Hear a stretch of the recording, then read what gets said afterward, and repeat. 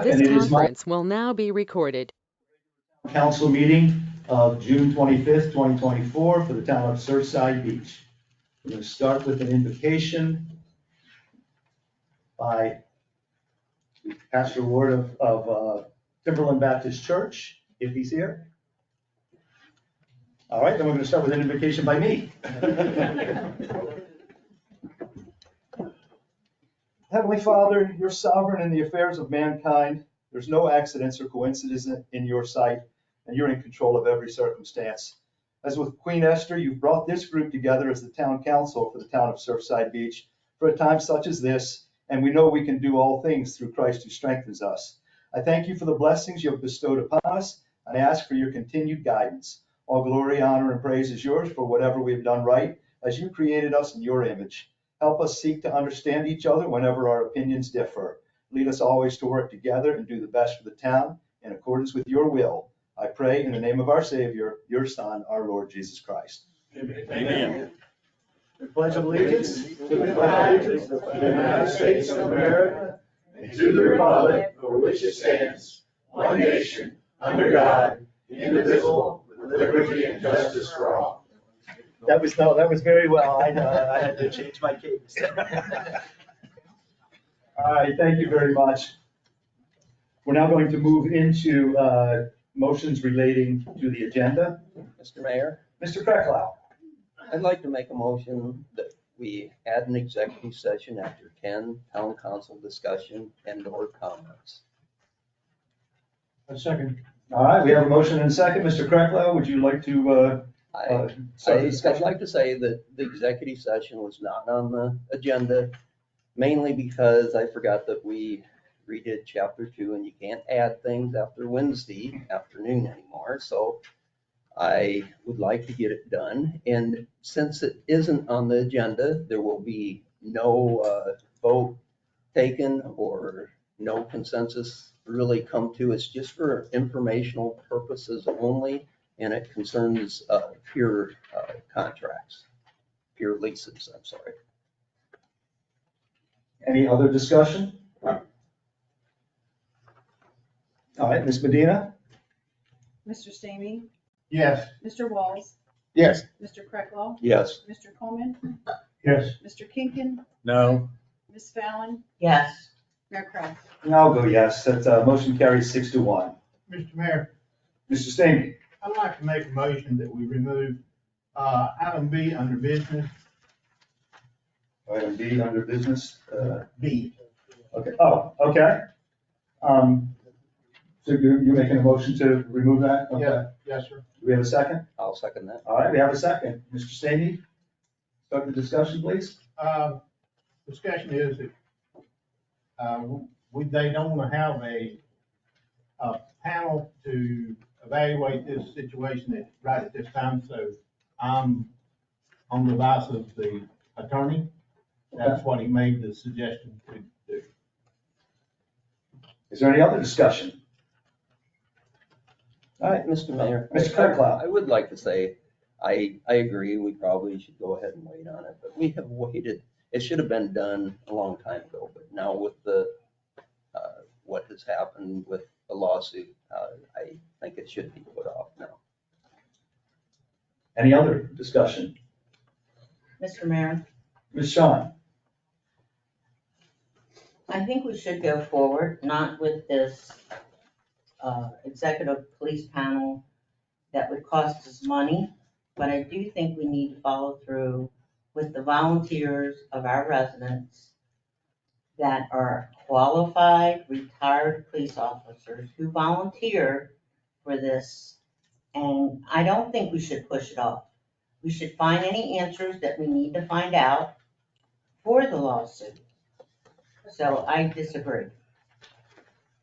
Mr. Mayor, Mr. Stamey? can I follow up on that, sir? Absolutely. I was advised that this could go on after the lawsuit from the town, from the ex-police chief, that we could pursue this afterwards, but right now, as of today, they'd prefer not doing it on either way, with town people or an outside source. All right, any other discussion? Mr. Mayor, who advised you to do that? Let me clarify that. I just told you, the town attorney, Actually, it wasn't. well, it was No. come from Mr. Benson, but it came from the town attorney to him. Actually, it's not the town attorney, it's the attorney that's representing us on the lawsuit. Okay. Excuse me, I was misunderstanding, and I thought it was from Jerry. I'm sorry. All right, so Administrator Vincent passed on an opinion from the MASC attorney who will represent the town in the lawsuit. Correct? That's correct, yes. Okay. All right, so that's clear for everybody? Is there any other comment? All right, then, Ms. Medina?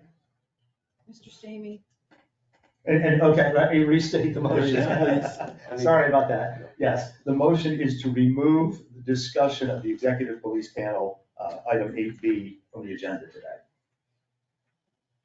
Mr. Stamey, Yes. Mr. Walls, Yes. Mr. Kreckle, Yes. Mr. Coleman, Yes. Mr. Kinkin, Yes. Ms. Fallon, Yes. Mayor Kraus. And I'll vote yes, motion carries unanimously. All right. Any other motions relating to the agenda? All right, then we'll move on to minutes approval for the June 10th, 2024 regular meeting minutes. Do we have a motion to approve? Mr. Mayor, Mr. Cutba? I make a motion that we accept the minutes from town council meeting Monday, June 10th, 2024. I'll second. All right, we have a motion and a second. Any discussion related to the minutes approval? All right, all in favor? Aye. Opposed? Motion carries. Move on to public comments related to agenda items only. Are there any public comments? All right, we now move into communications. Item A is the administrator's report. Administrator Vincent, please. Mr. Mayor, members of the council, good afternoon. First is the pier update. So construction plans for Surf Diner, which is a tenant on the pier, were approved on Wednesday, and the building permit has been picked up on Friday afternoon. Secondly, staff met with the owners of the Whistling Duck the week before on June the 12th regarding the remaining upfit of that space. They are on the very end of the pier. We discussed the proposed layout for the upfit and the anticipated construction plans to be submitted in probably mid to late July. And lastly, the town is preparing for a mediation date for the July 12th regarding the pier construction, cost, and timeframe matters. As previously mentioned, there are 3 construction change directives in dispute, consisting of liquidated damages, Hurricane Ian, and the foam insulation costs. The town is withholding approximately $440,000 until these items are settled. Secondly, inspections of town facilities. Inspections are complete for Huckabee Recreation Complex, Town Hall, and Civic Center. A workshop will be scheduled in July to discuss the process for repairs, cost estimates, and timeframes. And lastly, with the adoption of the 2024-25 budget, staff is preparing to close out this year's budget. Based on the approval of the new budget, we've already advertised for positions, and I'm not going to take away anyone's report as far as what we've done thus far in other departments. But basically, we've got advertisement in the police department, the fire department, and also for finance. And that's it. All right, thank you, sir. Is there any questions for Administrator Vincent? Mr. Mayor, Mr. Stamey? Mr. Benson, do you have any kind of report on the building that was shut down on Ocean Drive? I don't have the report in front of me, but I'm aware of a condo that was shut down Completed? completely. No time of frame of when it may be open back Sir, up? my understanding of the situation is that there was a report that was prepared in 2019 regarding these construction issues with the structure itself. They were not attended to, and another inspection was made in 2024 that indicated that the repairs had worsened or were worse than they were before, and it's at a point where ingress and egress is no longer safe. Thank you, sir. Anything else? Mr. Mayor, Mr. Kinkin? Did the Surf Diner or Whistling Duck have any idea when they would open? Whistling Duck indicated after our meeting that what we discussed will go back to their engineers for plans to be prepared. Okay. How about Surf Diner? Surf Diner, at this point, I don't know when they will actually start, but the building permit was picked up on Friday afternoon. Mr. Mayor, Mr. Walls? I would just, Jerry, is he using those parking spaces at all? I knew when the pier first opened, he was using those parking spaces to go in to take out certain items within his space and doing measurements. So there's nothing we can do about them just sitting there I mean, empty? It's in the lease. It's in the lease, because, council has indicated that the tenant is not making payments on the lease space. Is there something within the agreement? Yeah, that's kind of. That's an attorney. Yeah, this will, if I recall, I think it was forwarded to me by Jerry. My opinion was the lease seemed to treat the space separately from any other spots such as the parking spaces. It says it would deliver or have available the parking spaces upon the commencement date, and it references the physical location. So short answer, like a lot of things, it's not really crystal clear, but you've indicated that the town certainly could take the position that, it's not, the parking spots don't have to become exclusive and turned over until the commencement actually occurs.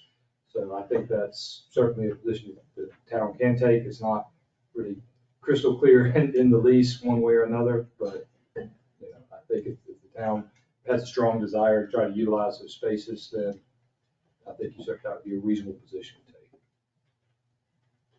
Okay, so, Mr. Mayor, if I could, just, so what would we do? Need to just take a general consensus among council to draft a letter, a nice letter to, I mean, I don't want to Oh, post. sure, but I think, I'm not, at this point, I mean, I'm not really familiar with what the situation is with the tenants. My understanding is there was a question about whether we could or could not do this. Right. If the tenant has been utilizing those spaces exclusively, and we want to put them on notice that, hey, this is our position, and then, yeah, I would probably say that before we start just renting them out, we put them on notice. For all we know, they may agree with us or they may push back, but whatever we decide to do. But if the situation is that really nobody's been using them and they're just open, then time to just go ahead and start renting them in the normal course.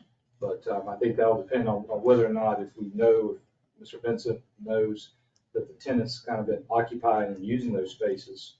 At this point, I'm not really familiar with what the Okay. situation is.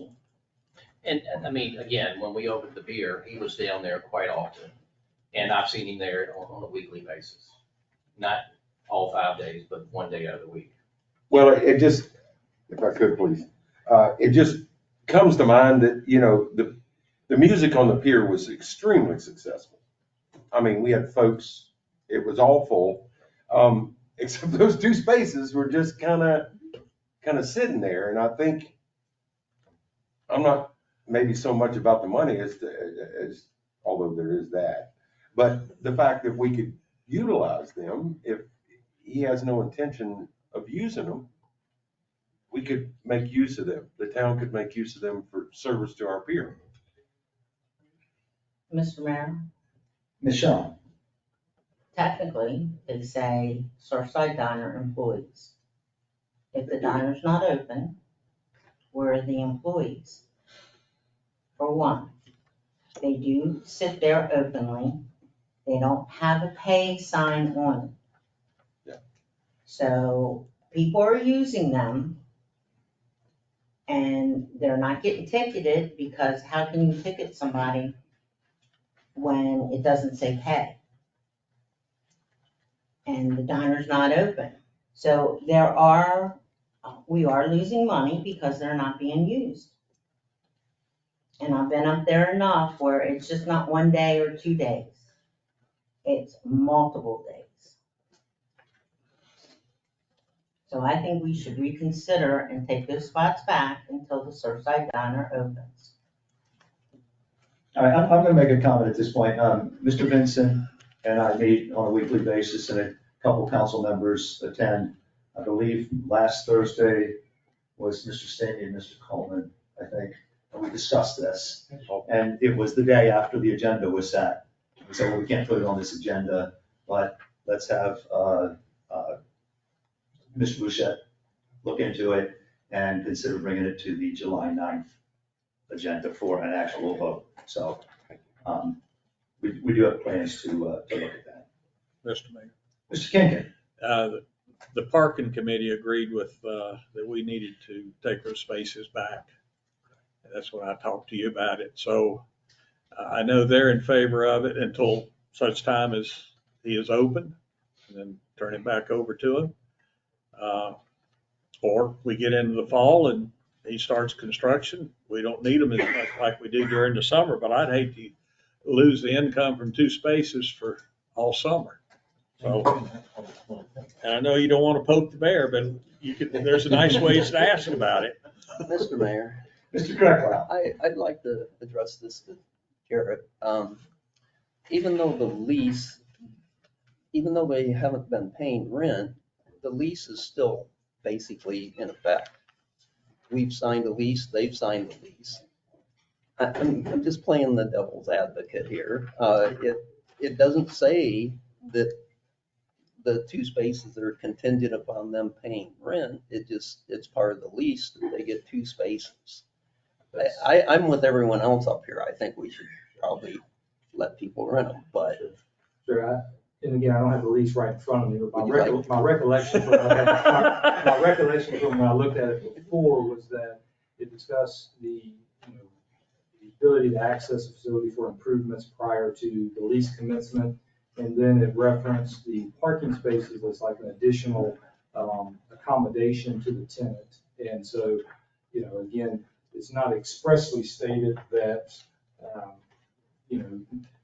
you have exclusive access of the spaces from the time the lease was signed all the way through. So again, reading the lease in totality, I think it's certainly a reasonable position for the town to take, that the 2 spaces will be delivered and made exclusive to them upon the occupancy and the commencement of rent being paid by the tenant. Thank you. Yeah, I'm going to stop the discussion on this one, because like I said, we've already talked about putting on the agenda for next time. And yes, it came up in the administrator's report, but I think we can wait till the next meeting. Mr. Mayor, before you put it on hold, you do realize that the 4th of July is coming up, and them 2 spaces would be coming, I don't know exactly. But we can't make a motion on this to do anything Could we today not? anyway. As a consensus, give Jared the ability to go ahead and start something on this? He's looking into it based on our discussion last week, so, if you have an answer tomorrow and we want to take action, we can look at something then. Yeah. Yeah, I think at this point, upon directive from the town administrator, number one, I'm not sure necessarily that anything needs to come from the town unless the situation out there is such that the tenant has been occupying those spaces some period of time. If he has, then yeah, we'll probably a good thing to give some fair notice in advance. So I'll talk with Jerry and get the contact information and send that notice, and then we'll. And I'd just like to see a formal legal opinion versus what you remember from the last time you looked and so forth. And, I don't think it's a good idea to try to do that right here and now. What I'll do is outline have a proposed notice, send it to Jerry before sending it out. Okay. I think it's pretty clear that, all of council is interested in a solution for this, and even with Mr. Cutcroft's comments, it's maybe a fairness issue more, but again, I'd like to get a more formal review than, right off the seat of the pants kind of thing, so, okay. I'd just like to make a couple other comments on the rest of the thing. With the town facilities, I do also want to bring in the youth association and review again their plans for their boosters, what they can do with Huckabee in particular. And then also with the 24-25 budget, when will we know what was unused? How long does that take generally? It'll be a few months, A few months, okay. yeah, because year end takes a good, till about August or more. Okay. All right, that's all I have. Is there any other comments on the administrator's report? All right, thank you. We will now move on to director's reports, starting with Public Works from Director Adair.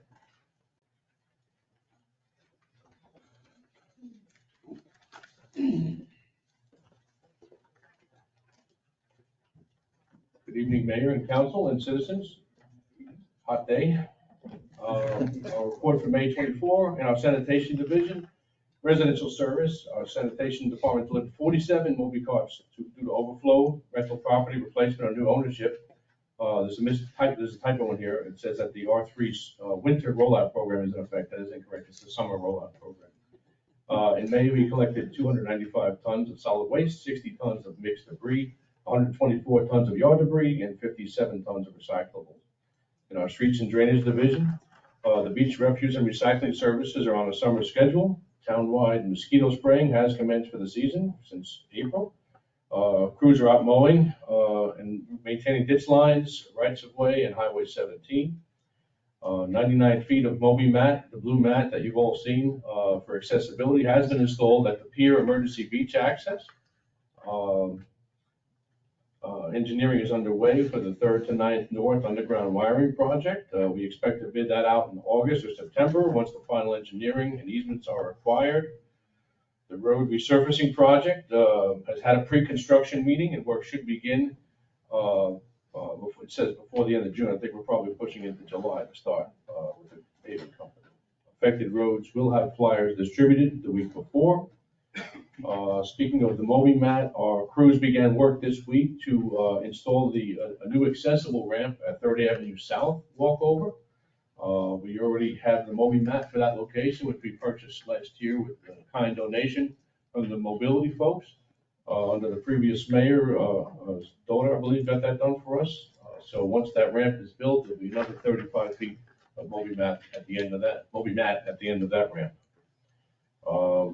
I did apply for the last bit of FEMA money for Hurricane Ian from 2022, September. Not much, about $5,500, which I didn't want to leave on the table. Grounds division, repairs and maintenance are being performed at restrooms on town properties. Crews are preparing and cleaning up after the farmers markets and special events. There's a big one coming July 4th. Lake spraying for aquatic weeds has begun for the season. The lakes are a little low right now, as Councilmember Coleman brought to my attention, due to the lack of rain. We're not lowering any lakes right now.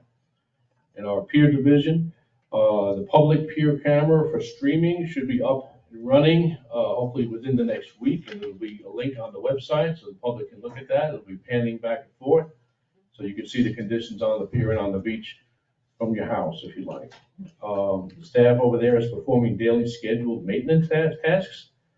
Our staff are engaging the public about pier rules, fishing rules, and answering questions about operations.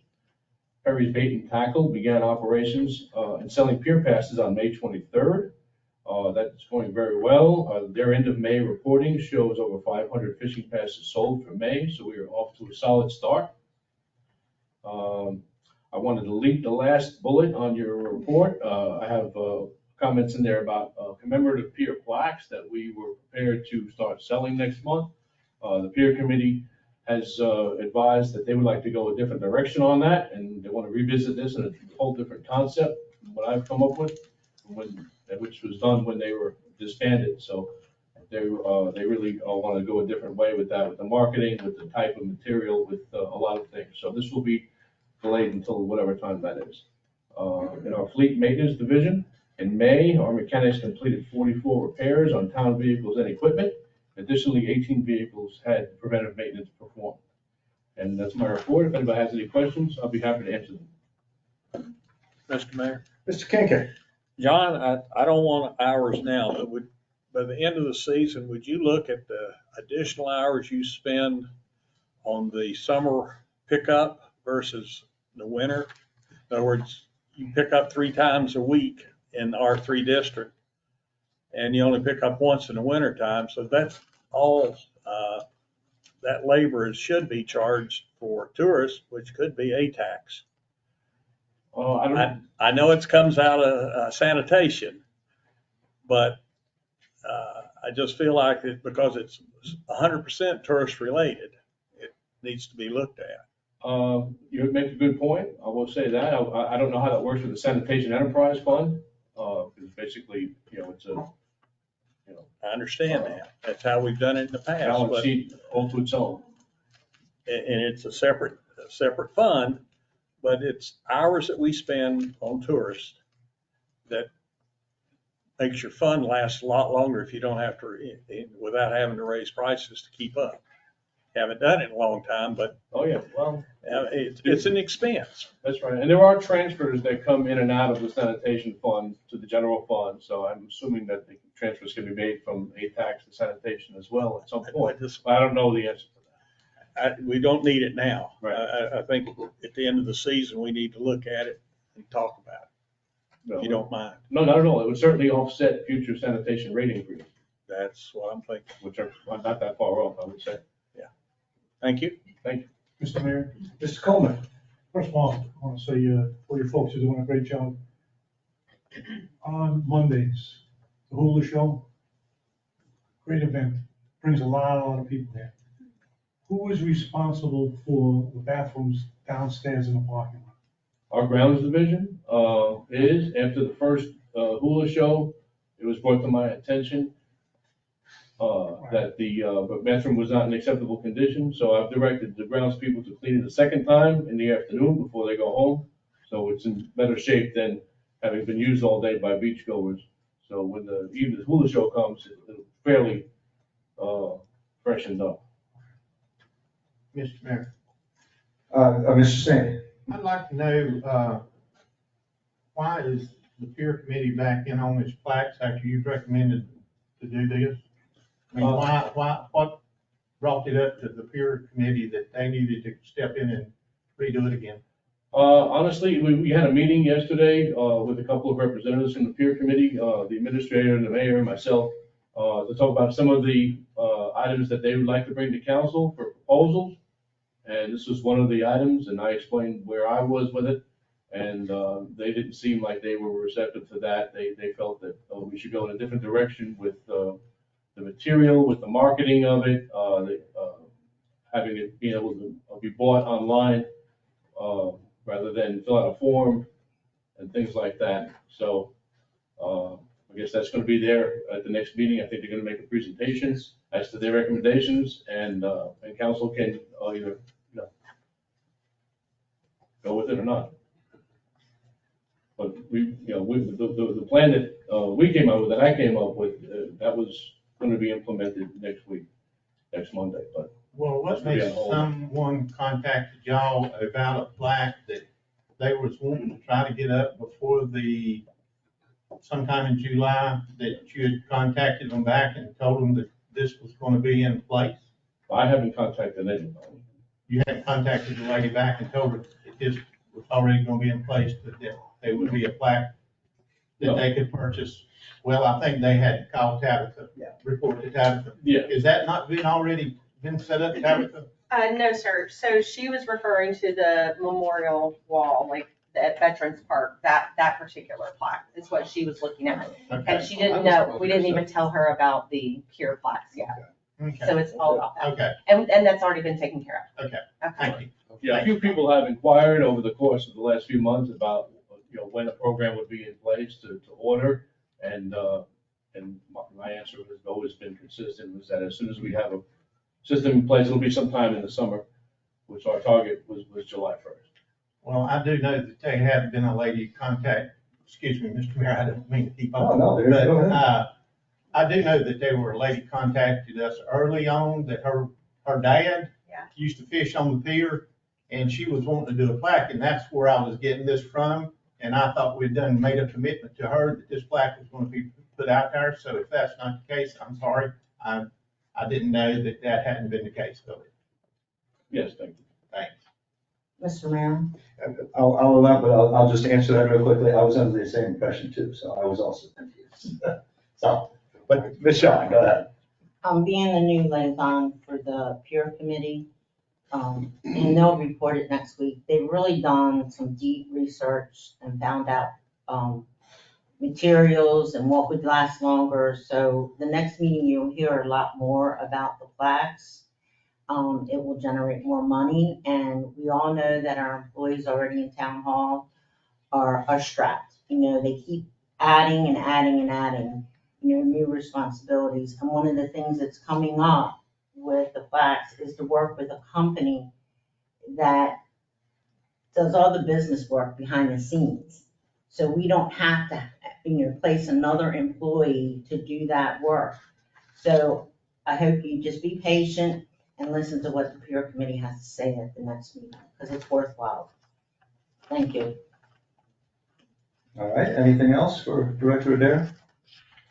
Mr. Mayor, Mr. Coleman? how long does it take to get a plaque made when you were scoping it out? Does it take a week, 2 weeks, a month, 3 months to? The type that I was going to get was an SUV resistant, a plastic, a two-tone plastic, similar to sign material that you see around. I could have it in a day or two.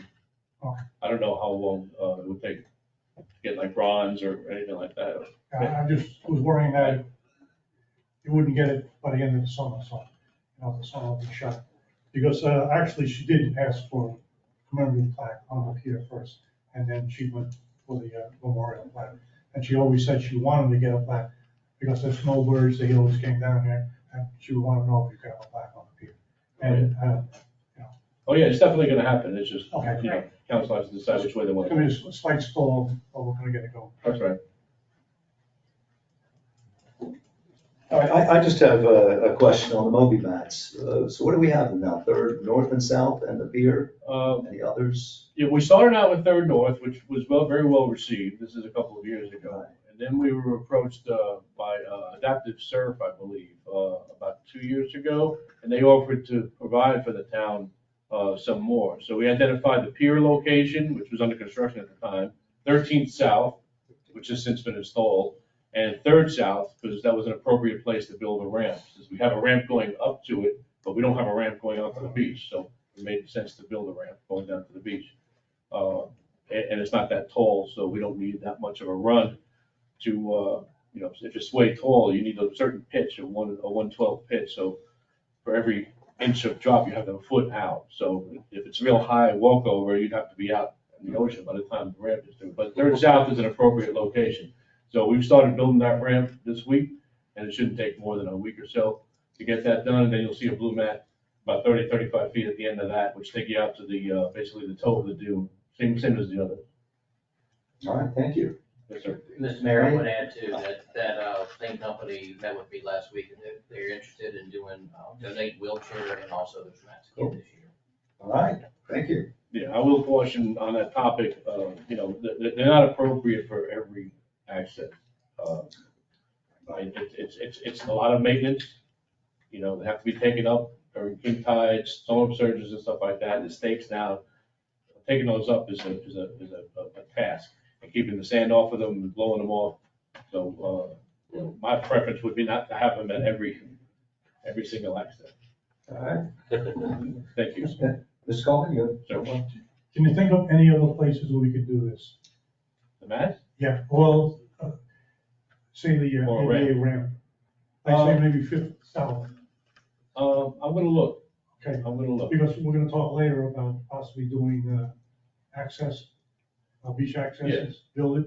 I mean, how much more would it cost to do an ADA instead of a regular one? Yeah, it's a possibility. I really have to measure it all out and see, you know, the place where you want them is where you have a parking lot, where you have the lot is wide enough that you can accommodate maybe a little zigzag and then out. Right. Rather than straight out. Most of our accesses are only, you know, That's why I 15, mentioned 20 feet 5th wide. South possible. Yeah, so I'll examine locations and I'll bring it, you know, back to council. And if not, we can always build 12 by 12 decks like we have been Right. in the past, which a lot of people like those as well. Thank you. All right, thank you, sir. Anything else? All right. We'll now move on to the fire department. Chief Nelson?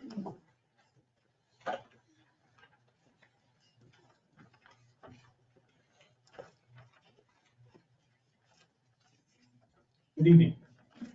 Pretty excited to announce that we had 2 new hires this week, Monday. Firefighter Jonathan Slack, if you'll stand up for us, and firefighter Roses.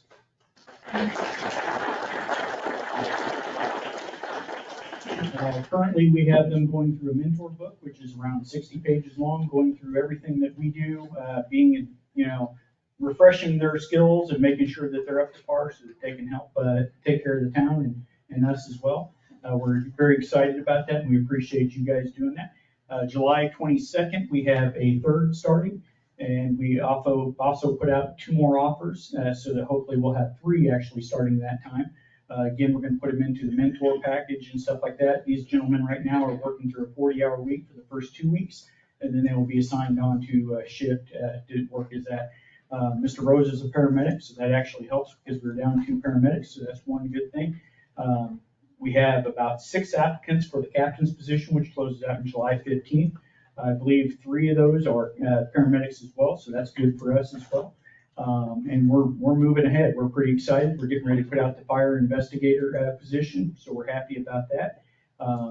As we talked about, or I sent in my thing, one of the things that I'm concerned with is that our aerial and our engine are due to be replaced at the same time. And that's quite a bit of funding to do. My goal is to try to break those apart so that the town doesn't have to come up with close to $3 million for 2 apparatus to be replaced. If we could start looking in 3 years, I'm hoping for the aerial, do it a little bit earlier. That's the bigger one of it, which costs, going to cost around probably $2 million. Last time I purchased one was $1.7 million. And they're nothing but going up in price. Excuse me. Last time we purchased a fire truck, it was $680,000, now they're $1 million. They're custom built trucks. They go on for roughly 20 years, 25 at the max. We're at our limit with the truck that we have. And so I'd like to try to start looking at the next 3 years, looking at purchasing one and breaking that engine and aerial up from each other so that we have a little bit of slack in between it. So we're not having to purchase it next time around right on top of each other. If we could take the engine and look at maybe 3 years past the time or 4 years and trying to squeeze it out a little bit further so that we have like a 6 to 8 year gap in between, I think that would be financially stable more for us than trying to do that. So that's my next thing to look at for us as far as that goes. I'm pretty excited as far as that goes. Also, we're going to be looking at, I'm meeting up with EMA's director from Horry County next week. I'm going to be reaching out to him because hurricanes are getting ready to start up. The season's already in place. And we're supposed to be hit with some pretty good hurricanes from this year is what I've been told, due to the warmer weather and everything else. So we want to make sure that we're prepared for that. Forms that we're going to be looking at is their National Incident Management System forms. They're the same thing the fire department uses quite extensively. So I'm very familiar with those, but I want to make sure that I sit down with him and that we got all our ducks in a row because obviously he's been here a little bit longer doing that than me. And I want to make sure that I'm on my A game to take care of the town. Any other questions? Mr. Mayor? Mr. Kinker? I have a couple.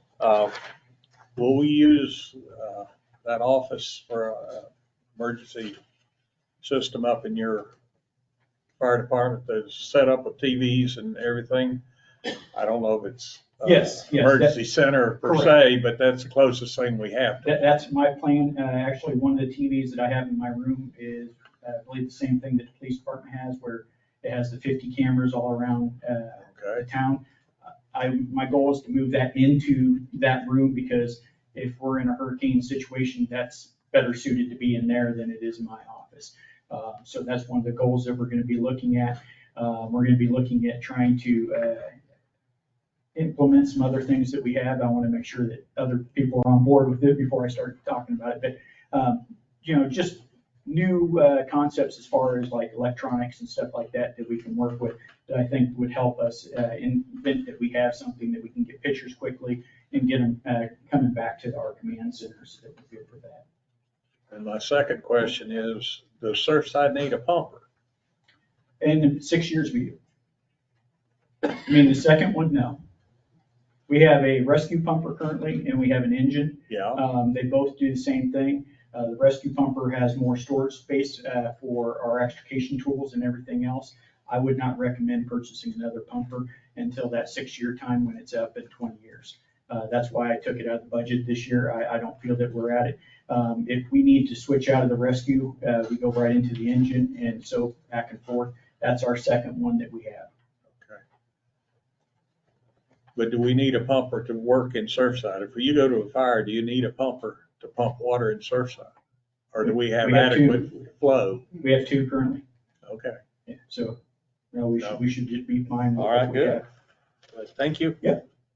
Mr. Mayor, Mr. Crockwell. this is just a trivial thing, but on the department false alarm list, it shows a type, and none of them are the same. So I'm assuming some of them are somebody pulled it, some of them it's just. Exactly. So sometimes, we have to categorize them because we send off the National Fire Incident Reporting System, NIFRS, and they keep track of that so they can give us statistics back. So if it's a culinary incident, that's what we call somebody who cooks on the stove and sets off the smoke detector, culinary incident. But if it's somebody pulls the alarm, that's a different thing. If there's sometimes steam from cooking and stuff like that, we'll set it off versus that. So different things that we have to categorize it by, yes, sir. Thank you. Yep. Mr. Mayor, Mr. Coleman. you said you had 6 volunteers so far. Yes, sir. 2 of them are ready to fight fires. Correct. The other 4, are they just gonna be support, or they're gonna go for the? They want to go further. We just need to put the classes together for them. I'm hoping that we're going to be doing that within the next couple of months, that we're going to be getting that Fire One program put together. We have to get some instructors and put that together, and we're looking forward to it, and so are they. Our biggest issue right now is gear. You know, we've gotten quite a bit of influx for them, which is great. That's what we want to see. But we need to make sure that we're getting that out to them so that, you know, they can take care of themselves. Sorry. Yeah, so that's one of the good things. One of the things we did to implement getting extra gear into place is that our driver operators, that's exactly what they do, drive and operate. They're not going inside a structure or anything like that. And when we pay for gear, the fire gear is roughly around $4,000 for each set. It's custom made for that person. Now we try to fit other people into it as long as it's still in place. That alarm gets me every time, sorry. You don't go through all of it. There we go. Okay, so that's one of the things that we're doing, but since we have guys that are just driver operators and they're not going into it, we don't see the point in paying $4,000 to get them that, but we want to make sure that they're protected as well. So there's a extrication type set, which is also wildfire gear, has flash suppressant for them. So if they got near a fire, they're not going to get burned or anything like that, but it's a lot cheaper for us to get. It's around $1,000 versus $4,000. So that's what we're switching a lot of our driver operators into, and they're aware of it, and they seem pretty good with that. It still gives them protection and stuff, but they're not going into the fire where they had 3 layers of protection that they need and stuff like that. So we can take that gear and give it out to other firefighters. So we're pretty excited about that. So how long does this equipment gear last? 10 years. 10 years. 10 years, and you got So if you had somebody for 2 years, you can reuse his. As long as it fits them, yep. Right, as long as it fits them. You know, you could just, and maybe you have to buy different boots or something. Right, yep. But you can use that gear for 10 years. Absolutely. You clean it's good to go. Yep. So we keep a lot of that on hand, but we're just getting to the point where we don't have any excess. So that's where we're at. We just ordered 4 new sets, and we went through a different company because they're supposed to be a lot quicker. We're talking 6 to 8 weeks to get it versus 3 to 4 months. So. What about part-timers? Part-times, we haven't done anything. I have applications for them. I just haven't had enough time to sit down. I want to get the full-time guys going first. Then we're going to be looking at hiring the 7 part-times. Mr. Mayor. Mr. Walls. Just one thing, Dave. We're very excited, 7 new firemen, 5 part-time. The volunteers are coming together. But the one thing we really didn't think about was, do you have it in the budget? Are you comfortable that we can outfit I think so. all these new firefighters? Because that's expensive. I agree. We did increase our budget for uniforms, which is part of our gear and everything else. So we did add for 7. We did get, we have 6 more sets coming in that we're doubling for previous firefighters, that their gear's still good. And what our goal is gonna be, and a lot of them already said, hey, take my second set, get it to the person that needs it so that we can get more staffing on. So that's what we're gonna do. Probably within the next budget and the next couple of years, we're gonna put extra sets into that budget to generate more so that we have them when volunteers come, so. Thank you. Mr. Mayor. Mr. Stanley. Chief, how many of these people has left the fire department since you've been here? How many people that's left that you've got One. up in one person? Yep. Just Mr. Carter's the only one's left? No, he retired, but, Well, he left. okay, so 3 then. 3's left. Correct. So in other words, you've got 2 full-time back in, and you're still lacking 1 to get back up to where you was at before.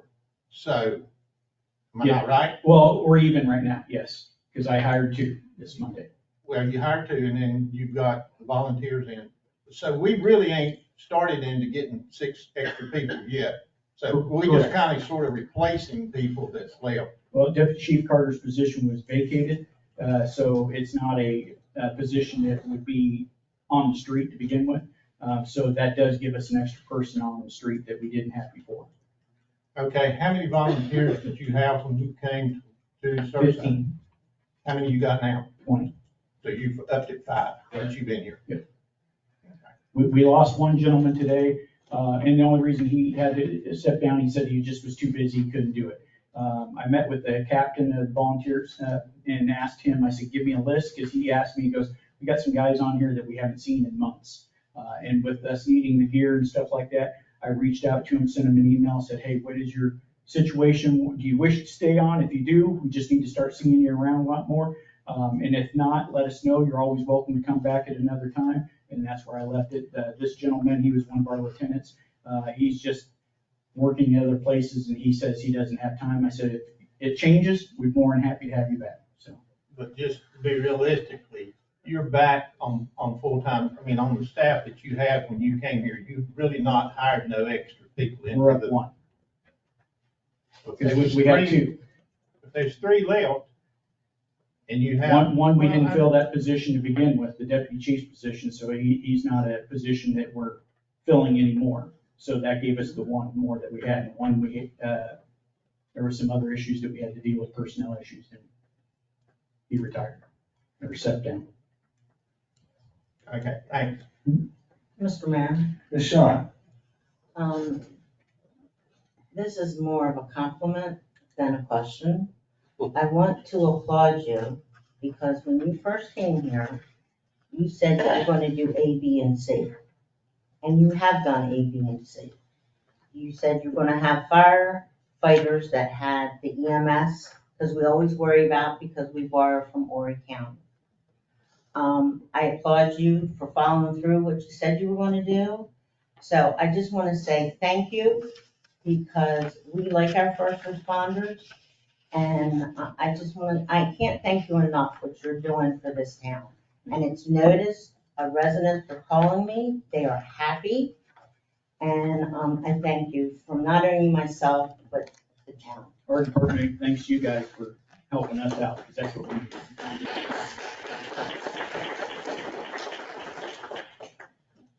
Anything else for Chief Nelson? Thank you, sir. We're now going to move on to the Police Department, Interim Chief Davis.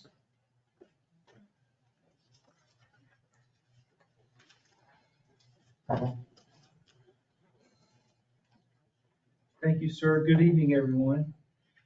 Just to give you an idea, just a snapshot of our activities in May of 2024. We showed a 10.9% increase in actual calls from service from January through May of 2024 when compared to January through May of 2023, same time period. Our citation data, 207 citations, 11 ordinance citations were written, and 325 warning citations. Some arrest data for you. We had 10 arrest warrants issued with 6 served and 4 which are still outstanding, which we're looking for folks. 3 of those warrants were for narcotics violations. There were 24 total arrests. Personnel actions, of course, Chief Hoffman resigned. Former Chief Hoffman resigned in May. And Corporal Matt Carl resigned and joined another law enforcement agency in the county. Our training activity, aside from the training updates, there's no other significant training to note. Workload performance shows an overview of calls for service, 565 calls for service in May of 2024. For comparison, the department answered 534 calls for service during May 2023. It's a moderate 5.8% increase. Now, we are after talking with some council members and trying to show some efficiency numbers as to how we report our data. Some of this is an overhaul, so it's a work in progress. So just bear with us. At the next meeting, I think it will become clear kind of how many cases we assign out, how many are followed up on, time from open to closure. Time from open to closure and that type of thing as well. So I just wanted to let you know. We're preparing for 4th of July festivities. I had a discussion with our fire chief this morning, just briefly, about some things, and we're gearing up for that. We're also entertaining applications once again, and we've received several that are presently in review. I think 8 that we're looking at. Our agency transferred recently 6 body-worn cameras and retired body-worn cameras and 3 in-car retired camera systems to the Atlantic Beach Police Department. Several of our council and several of you were there, as well as Mr. Vincent. We appreciate that very much, and the thoughts of the council for doing that. Chief Castillo was very appreciative, so thank you very much. All right, do we have any questions for Interim Chief Davis? Mr. Mayor, Mr. Coleman? I don't even know if there's any kind of training, but like the CAN training, autistic kids or anything, is there training for the officers to go through? And if they do have it, if there is training, to have they gone through? For what type, Mr.? Autistic kids. Yes, sir. Yes, sir, we do. As a matter of fact, we had some training in December. Was it December, Bill? I think it was December. December. We, in keeping with our autism-friendly community commitment, we train at least once a year on that. And I would like to put in maybe some de-escalation training with some of that as we go forward. So I'm looking for something that's affordable and that we won't kill our overtime budget, that we can kind of continue on that as well, sir. Anything else? Mr. Mayor. Mr. Wallace. I would just like to make a comment, and I spoke to a couple of your officers this morning, but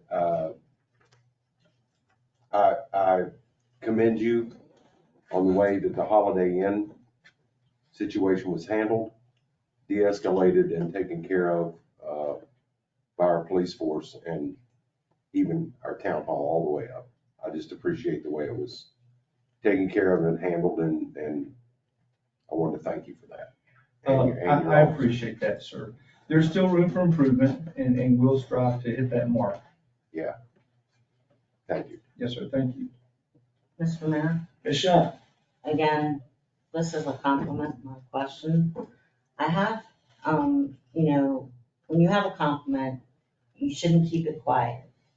And the residents are noticing, they feel like they're being, the community policing is happening, especially like the Holiday Inn. You were contacted, you dealt with it. I applaud you. So just tell the guys, keep on going, guys and gals, keep on going, because this town truly appreciates our first responders. We appreciate the support too. Thank you very much, ma'am. Any others? Thank you, sir. Thank you, folks. Have a great evening. Thank you for hearing from us. All right, we're now going to move on to public information and events. Ms. Tabitha Mall. Good evening, everyone. From a communication perspective, we are continuing to update the websites, both Surfside, Visit Surfside, and of course our website, surfsidebeach.org.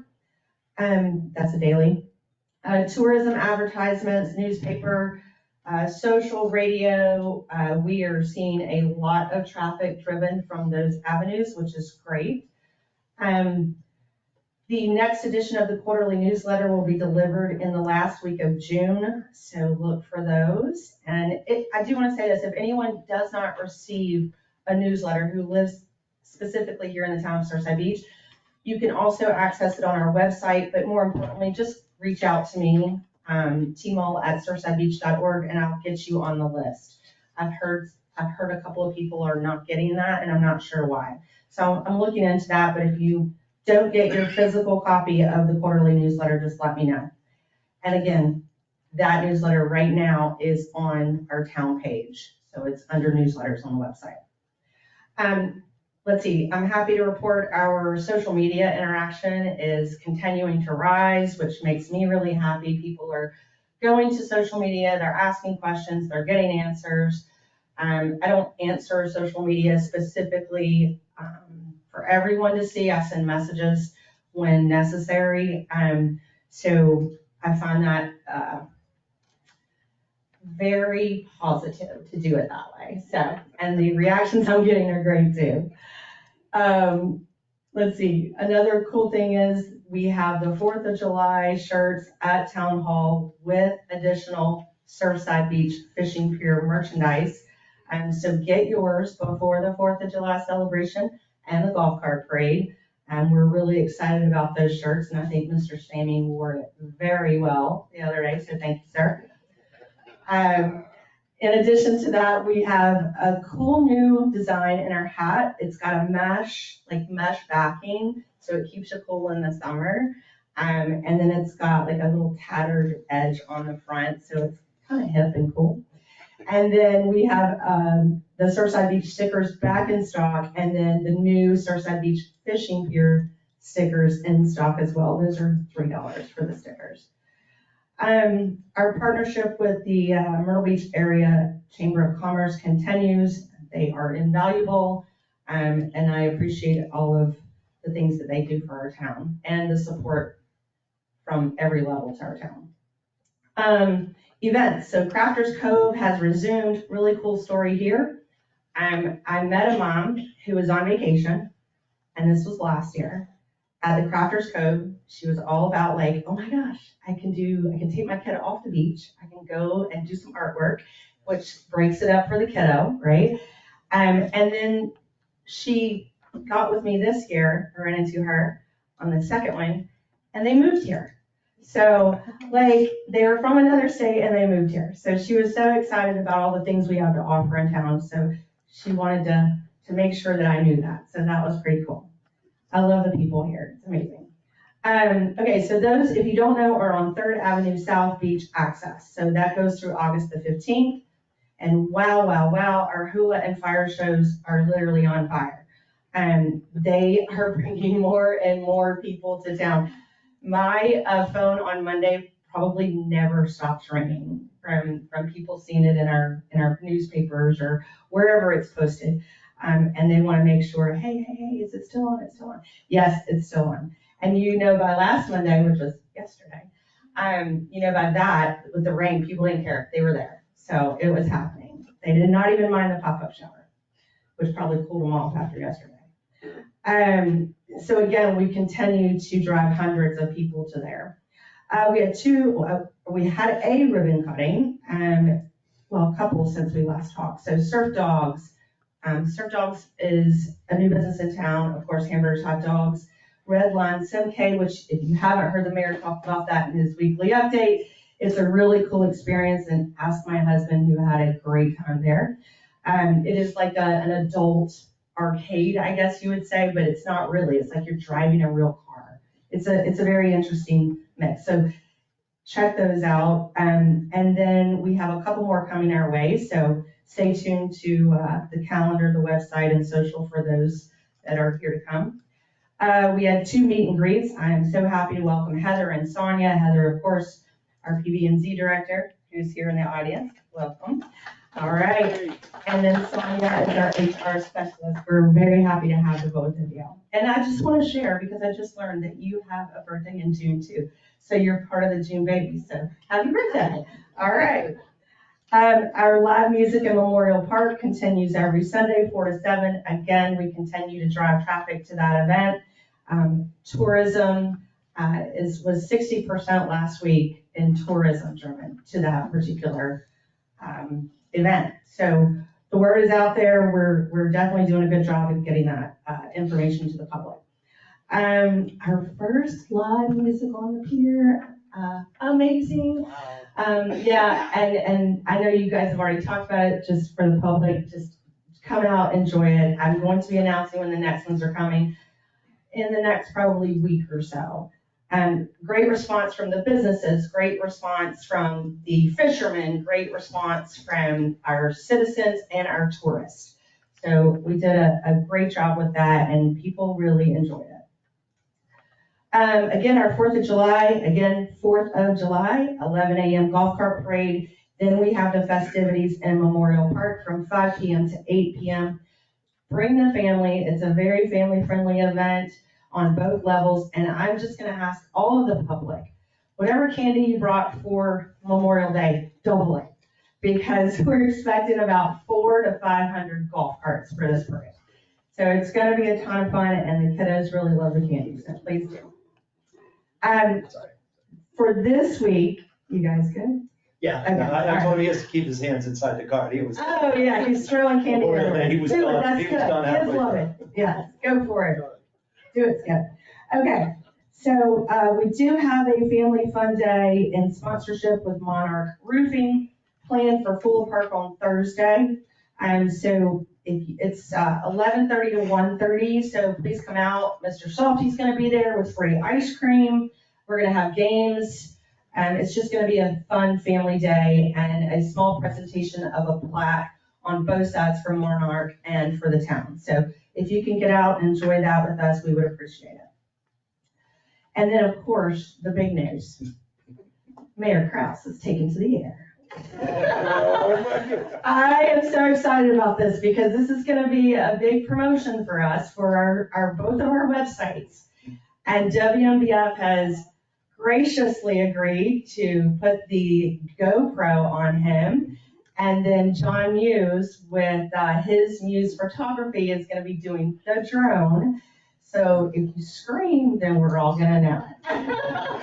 So if you have not booked yourself for tomorrow, 11:30, get there a little earlier just in case, but 11:30-ish, and come watch that. That's going to be a really fun time. So we're really excited. If you have any questions, please let me know. I'm glad to answer them. Any questions? Okay, Mr. Mayor. Mr. Walls. I'm sorry. Tabitha, this hula, this thing's, I mean, it's growing a life of its own, I swear.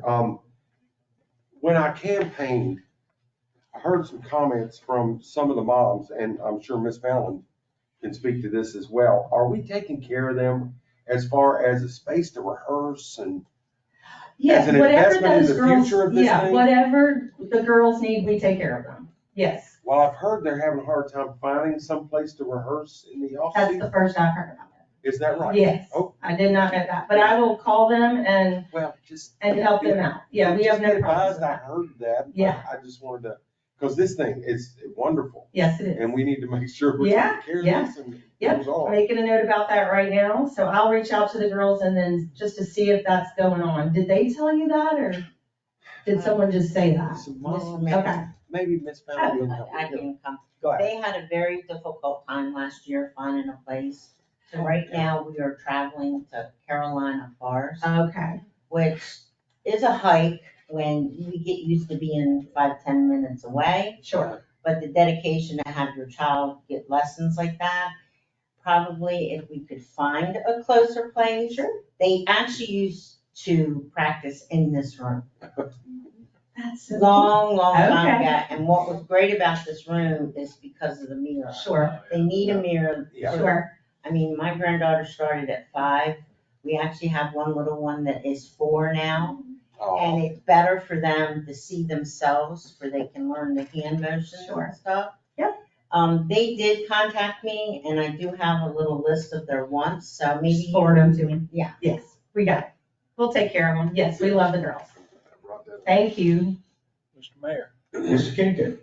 where does the golf cart parade start?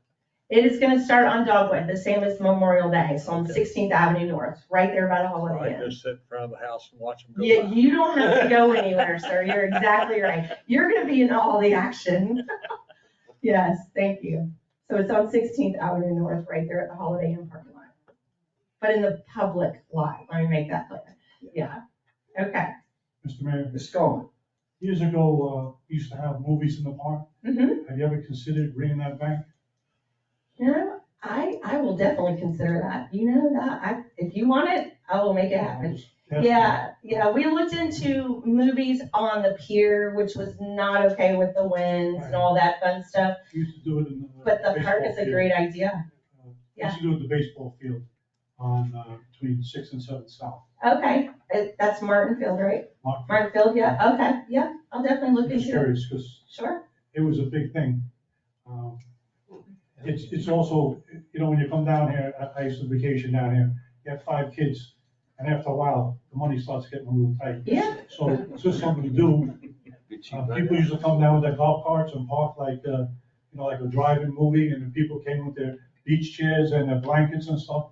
And, you know, when you're spending so much money, it's a nice thing just to be able to sit down and not spend the time, you know. They had popcorn you can buy and stuff like that. Yeah. It was a nice family kind of a gathering, just like the hula show. Yeah. But just another idea. That's great, thank you for that, for sure. Like we do it, you know, Christmas time, we do the movie in Martin Park, you know, or Martin Field at Christmas time, so definitely something fun to consider for the summer. Mr. Mayor. Mr. Stanley. Tabitha, is the chamber helping promote all this stuff Yes. that we have going on in town? Mm-hmm. Yes, They sir. are pretty Yep. well behind everything. They are. Yes, sir. Of course, thank you. Mr. Mayor, Ms. Shawn.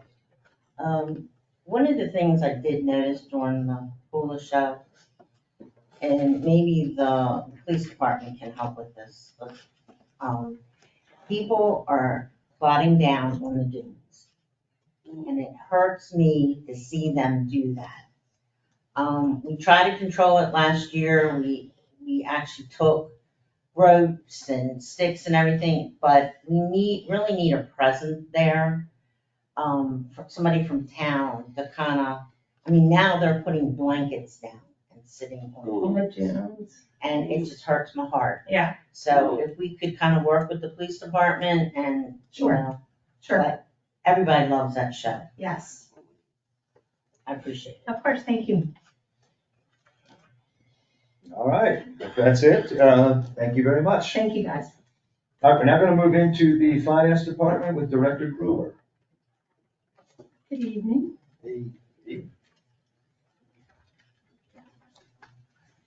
So I just want to reiterate that these numbers are preliminary numbers. So in May, there was a few things that didn't come in on time for me to put on this report. So this report will change. So the general fund revenue totals through May were 7 million, but our expenditures were 8 million. Property tax collection as of May 31st was 3.8 million. As far as businesses, there were 36 new business licenses, 5 new businesses, 8 new rentals, 9 contractors, and 14 out of town. And at the last meeting, you asked about business that closed, and we mulled that over and we didn't think we could do it, but at like 4 o'clock this afternoon, she found a way. So, businesses that closed in May are 37. There were 8 in town, 16 contractors that did not renew, 9 rentals for various reasons, and 4 out-of-town businesses that didn't need the license any longer. So we'll add that to this every month now, since we know she knows how to get it now. Under the hospitality collections, we're at 2.29, and then local aid tax, 459,000. Accommodations tax, we're at 817,000 today. Okay. And then for capital, we are at 142,000 with our road fees. And I always put the same sentence in there that they can continue to offset the cost of paving projects. Stormwater, we are still working on that second phase of the drainage projects, and collections to date are 471,000. The pier fund, when I did this report, we had generated 51,000 in operating revenue, and expenses were 281,000. Well, I'll tell you that in here in a little bit. Sanitation, we were at 1.4 million in revenue, and expenses were at 1.17. And also sanitation covers all the expenses right now. Parking. So this number didn't change from the last one report I did because we didn't have the information yet. We actually got it this week, and the lady from Pivot came down and met with me this afternoon, and we went through every single month of statements to figure out if there's revenue that didn't get posted yet. And just to let you know, for the pier, for the month of May, it was $31,000 in revenue, and for regular parking, $81,000. And then again, I have our investment pool on here, and it is still at the 5.52% interest rate. If there are any other questions? Mr. Mayor, Mr. Kinkin. we have a $1.2 million reserve, an assigned reserve. Where does that show up? That is in fund balance. But which fund balance? Is it General fund. General, okay. Thank you.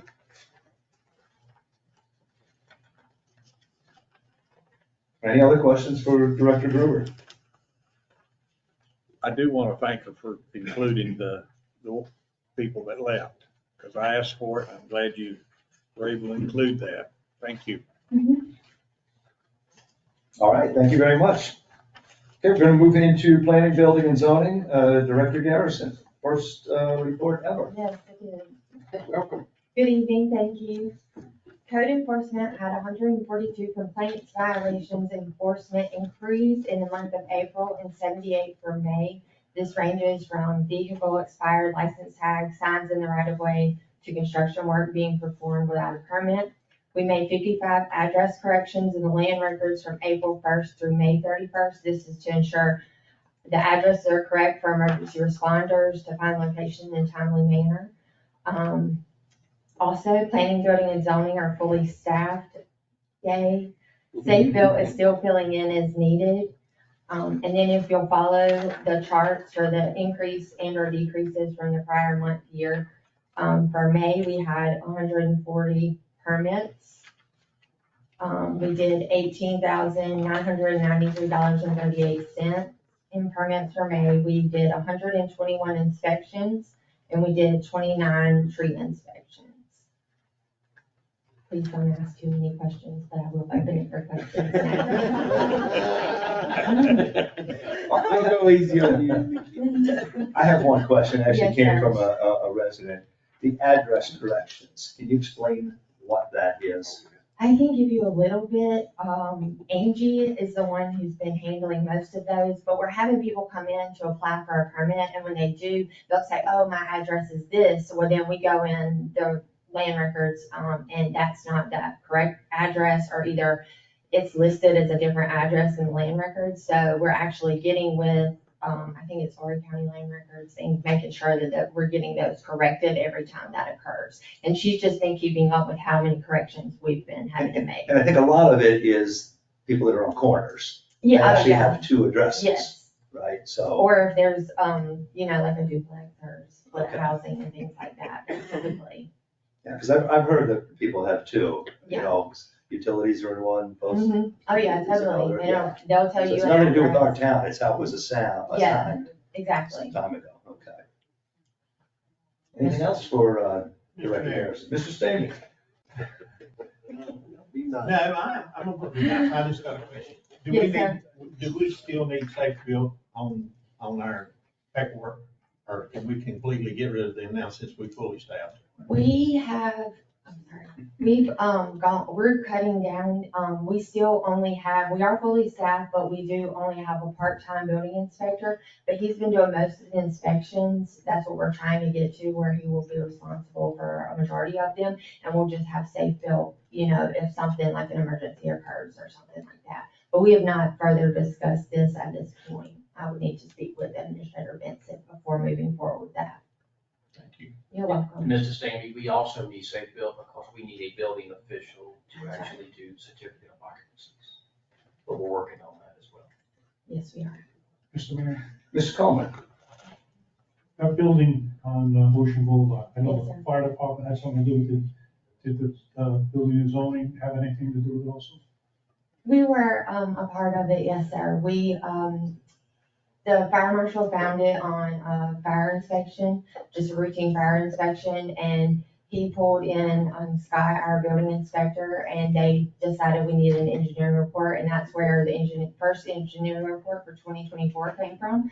And we participated in all of the meetings with the HOA, the property management group, so we were a participant in it during this whole thing, and we all decided that the best thing to do would be evacuate the building because of means of egress and ingress. I don't know if you know the answer or not, but 2019, Yes, sir. it was identified that there were problems on the building. Yes, sir. And for 5 years, the HOA or the manager of the building did nothing. Yes, sir. Is there any way to prevent that, to fine them or make them get the building in order? So God forbid, that building came down and we lost lives. That was our thought on it.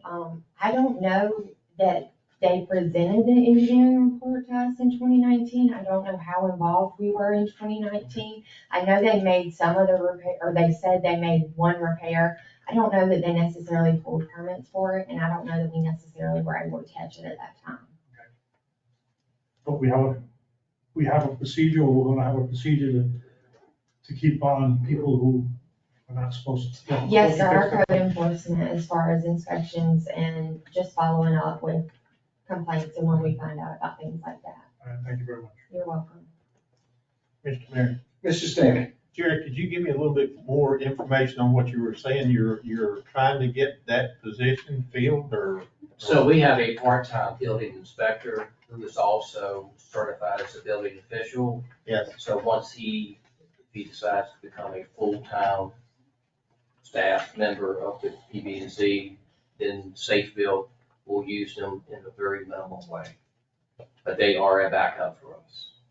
Is that a very good possibility that he's gonna come? It's a good possibility. Thank you.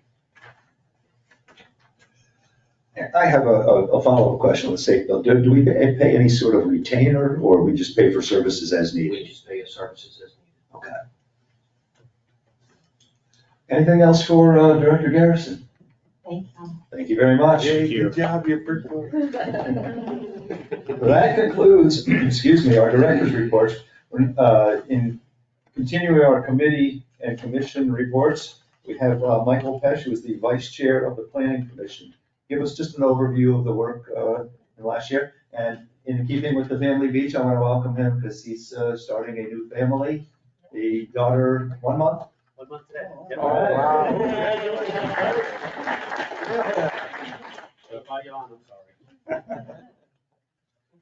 Mayor, council, and citizens, thank you for having me. My name is Michael Pesch. My family and I live off Step North, and I'm your vice chair for planning and zoning. So I wanted to go through some highlights from our, and I pulled these from our minutes over the last year. And then, kind of just give you a little bit of oversight into some of the discussion that we had about it. 2023, majority of that was our comp plan. We're really trying to get our arms around that, bring that forward. We did open houses, there were mailers, there was online surveys, vendor analysis, of course, department input. Prior comp plan review, we had steering committees, and then implementation. So a lot of that was we tried to consolidate it. We wanted a document that you could action and refer to, and that was a little bit easier to digest, something the citizens could go to and say, okay, well, here's our, our ABC, our 1, 2, 3 of what we want to do. And I think we really brought that down to scope. There's significant discussion over land use. That was probably 4 or 5 of our meetings, specifically mixed use properties.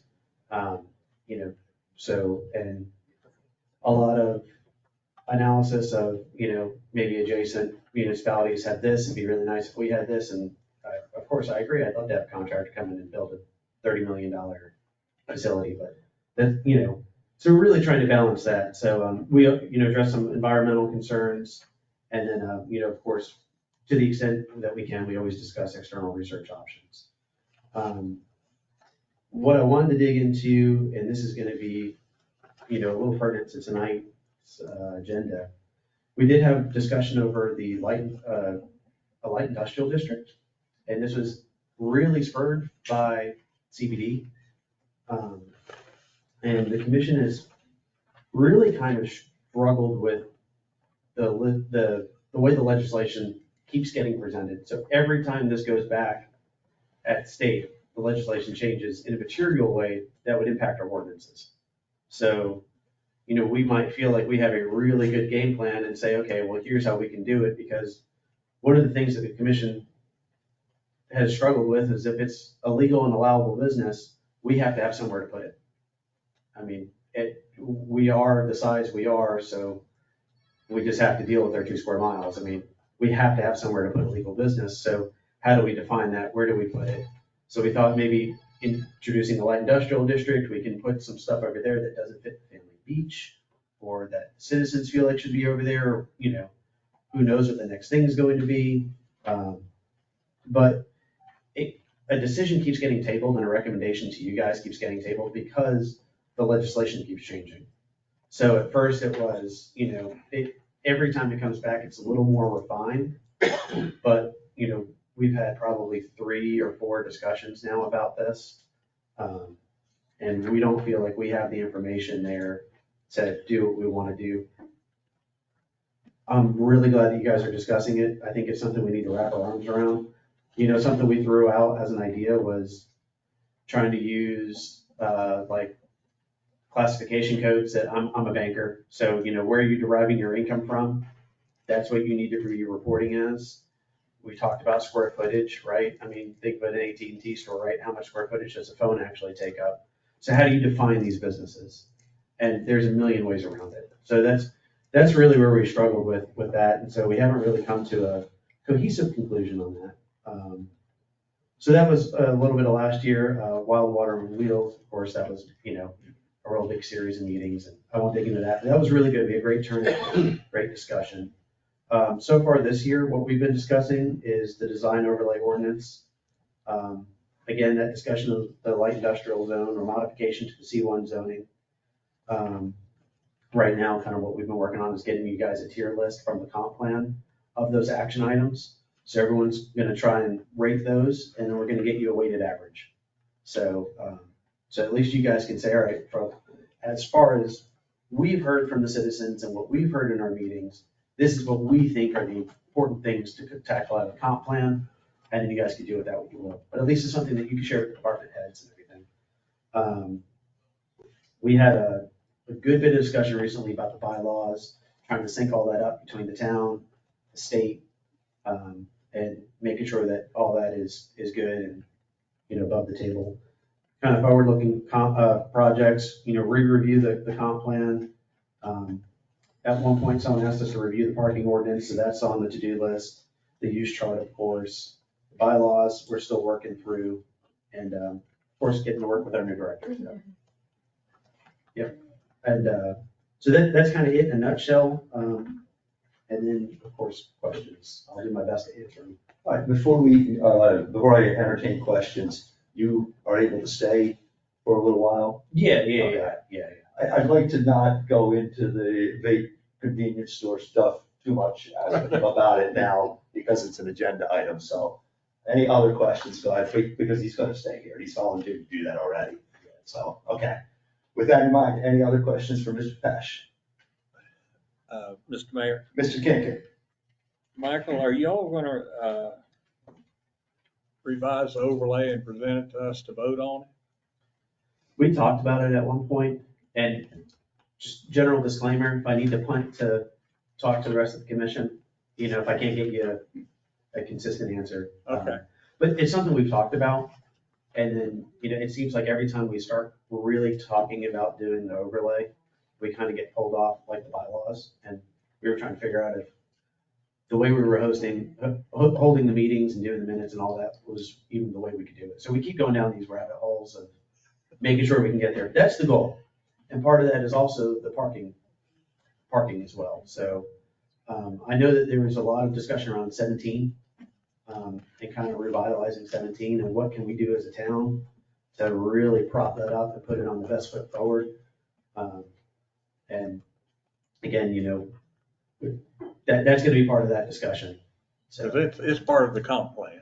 it is, and that's gonna be those actionable items too. Yeah, okay. So we're hoping the actionable items will probably come first, and then the comp plan will probably, I hope, be later this year, but again, that's kind of a bear, so. Okay, I understand.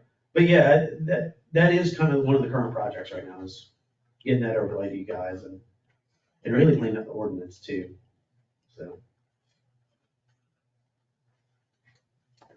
Anything else? Mr. Mayor? Mr. Kreckler? I never really thought too much about this question, but overlay, it seems to me that it doesn't really get enforced. Is it that convoluted that why it's not enforced, or what, does the committee have an opinion on that, I guess? I think it's a bunch of different variables.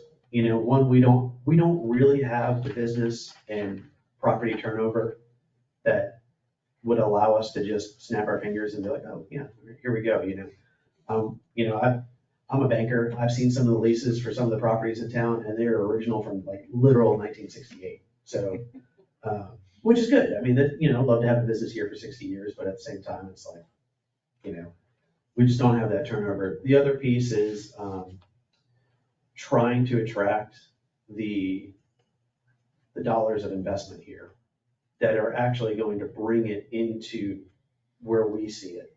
We can put something out there all day long and say, we'd love to have our little beach town look like this. And, here's an ordinance that says you can only build this. That doesn't mean that someone's gonna come here and invest those dollars here. They have to see the return. And that's really, I think that's a big part of it, at least from my perspective. Again, the banker, right? If someone's telling me that they're gonna open up a shop over here or Myrtle Beach, first thing I'm gonna ask is, what's foot traffic? What are the numbers? Give me your pro forma. So I think that's part of it too. And I think some of it was also, figuring it, Surfside's grown organically over multiple decades. We've added to it over the years. And so finding something that fits what we are, because we are unique. We didn't really start like Hilton Head where, it's a cohesive game plan from one end of the island to the other. We've gone, you can drive through town and see the decades of houses, so. Thank you. All right. Mr. Mayor, I Mr. Kinker? just want to comment. The new construction pretty well goes to the overlay. You look at DQ and the doctor's office and some of the other stuff that's been put in, they use the overlay. But the existing businesses seem to get around it and don't do the upgrades that the overlay requires. So that's the issue we have to deal with. Yeah, just to kind of comment on that, something we've talked about too is trying to craft an overlay and an ordinance that is enforceable by our staff. I don't want to give someone a quest to go find the Holy Grail, right? I mean, so we've had some discussion over that too. There's the 50% rule. If you're rebuilding or remodeling and you exceed 50% of the value of the property, you do have to bring it up to code. And at that point, if you're demoing that much of the property, you would bring it up to the overlay. But as far as, we've also had conversations about the facade grant and how we can push that better. It's a great tool that the town has that I don't think we're really pushing in front of the business owners the way we need to. But that could be something to kind of bring someone a little bit closer to the overlay. Because my understanding is that we've left some money on the table in prior years, that it's not being utilized as fully as it could be. Again, just something we've discussed. Mr. Mayor, Mr. Coleman? I've come to a lot of your meetings, and I'm very, very impressed by all of you on that committee. You put a lot of thought and a lot of time and effort into it, and you try to find out the best solution for the problems we're having in the town. And I just want to thank you. Thank you. Yeah, I'm really lucky. I kind of feel like I'm standing on the shoulder of giants sometimes. We got a great crowd. Mr. Mayor. Mr. Stamey?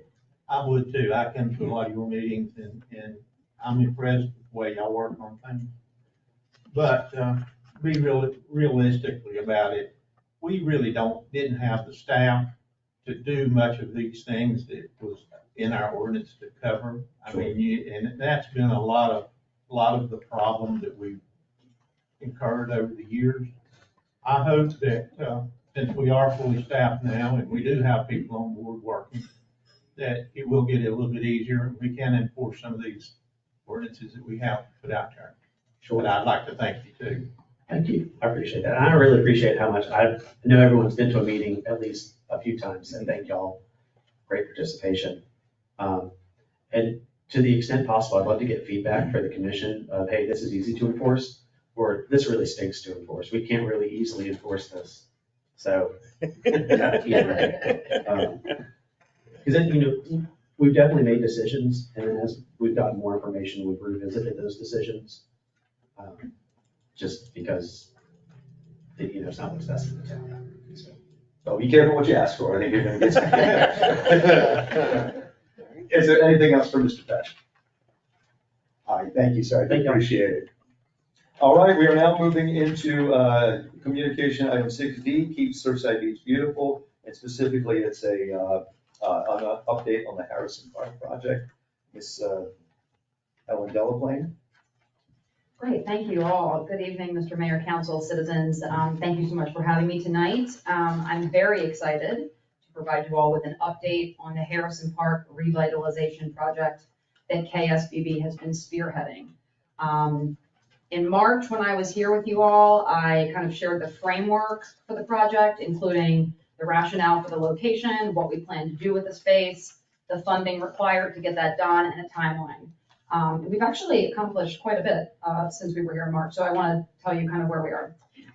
First of all, we were awarded the full placemaking grant from the National Association of Realtors. That was $7,698. We got every penny that we asked for. Very proud of that, and also appreciative of the assistance that we received in securing the funding from the Coastal Carolina Association of Realtors. That's the group that approached us and said, hey, I think Surfside is a good candidate for this. Secondly, we were not awarded any funding through the AARP grant. That was the Community Challenge Grant. They received an unprecedented volume of applications this year, over 3,000, many of them with much greater needs than ours. When we learned about this, we regrouped and rescoped the project to try to bring the cost down slightly without sacrificing, our desired end result. And we shaved off about $6,000 off the total. Also, Director Adair is able to support us with some additional funds from his existing 23-24 park-related budget. So really appreciate him, not just for that, but also his team will obviously play a pretty big role in executing this project up at Harrison Park. The project was also named one of 2 beneficiaries of the Celebrate Surfside Beach Festival happening in September. That total contribution is TBD until after the event, which takes place on September 14th. However, based on years past, we expect that to be around maybe $1,500. Very grateful to the organizers of that event for seeing the value in revitalizing this park space. And then lastly, and I'm super excited about this update, the team over at Harrison Realty has stepped up in a pretty big way, and they are committing $5,000 to the project. Yeah, it's pretty great. I love seeing these businesses really come in and step up and really support the town. So another great example of that. And the Harrison family, I think you probably all know this, but have been pretty instrumental in the growth of the town over the years since the very beginning when Bill Harrison Sr., who's the namesake of Harrison Park, was the first mayor of the town.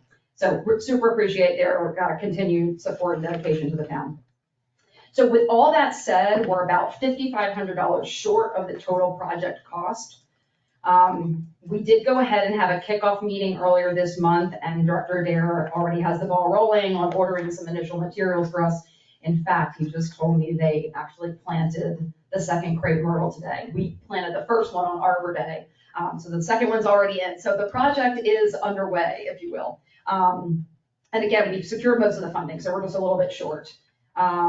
And I know Director Gruber in a couple of minutes here is going to be presenting some ATAX reallocation options to you all. This is going to be one of those. I would, just ask that you give it some consideration. It is a project that we're really passionate about and we worked hard on. We really believe it's kind of a gateway park to the town. It's really in that entryway off Surfside Drive and just has a lot of potential to be a more used, more welcoming space there. So I think that's it. Any questions? All right, yeah. Any questions for Mr. Mayor, telephone? just Mr. one Walls. Ms. Delaplane, after you finish up this one, can we get you to work on that space up there where that old gas station was? Gladly. Oh, could we make something beautiful up there for you? Yes, let's do it. I don't think you can afford that. Right. I'll be having to look into different grants for that. I'm thinking, yeah. Mr. Mayor, Mr. Coleman. I'm afraid to ask this, but I'm gonna ask anyway. Okay. You're gonna relocate the statue off-site? That's the one that looks like the bottle opener? That is correct, Mr. Coleman. And where we put this? I believe that we are going to I'm gonna look back at you, John. I think we're planning to relocate it over to the police Planning station. on bringing a decision made to the council on that. Perfect, thank you. That's- Okay. He's digging a hole for it right All right. Any other questions? All right, thank you very much. Thank you. there. Yeah, thanks. Okay, we're now gonna move into our discussion items, and this is our vape convenience store definition and discussion about that. Motions may be made by council.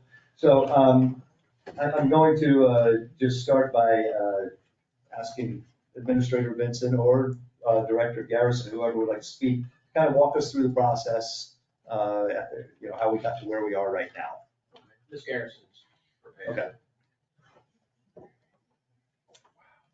So again, I know, okay, I'm prepared this, so I'm just gonna hop right in and then we can go questions. Thank you. All right, vape stores fall under the definition of a smoke shop or tobacco store and are defined as any premises with more than an incidental or ancillary display, sale, distribution, delivery, offering, furnishing, or marketing of alternative nicotine delivery product, e-cigarette, single cigarette tobacco, tobacco products, or tobacco paraphernalia.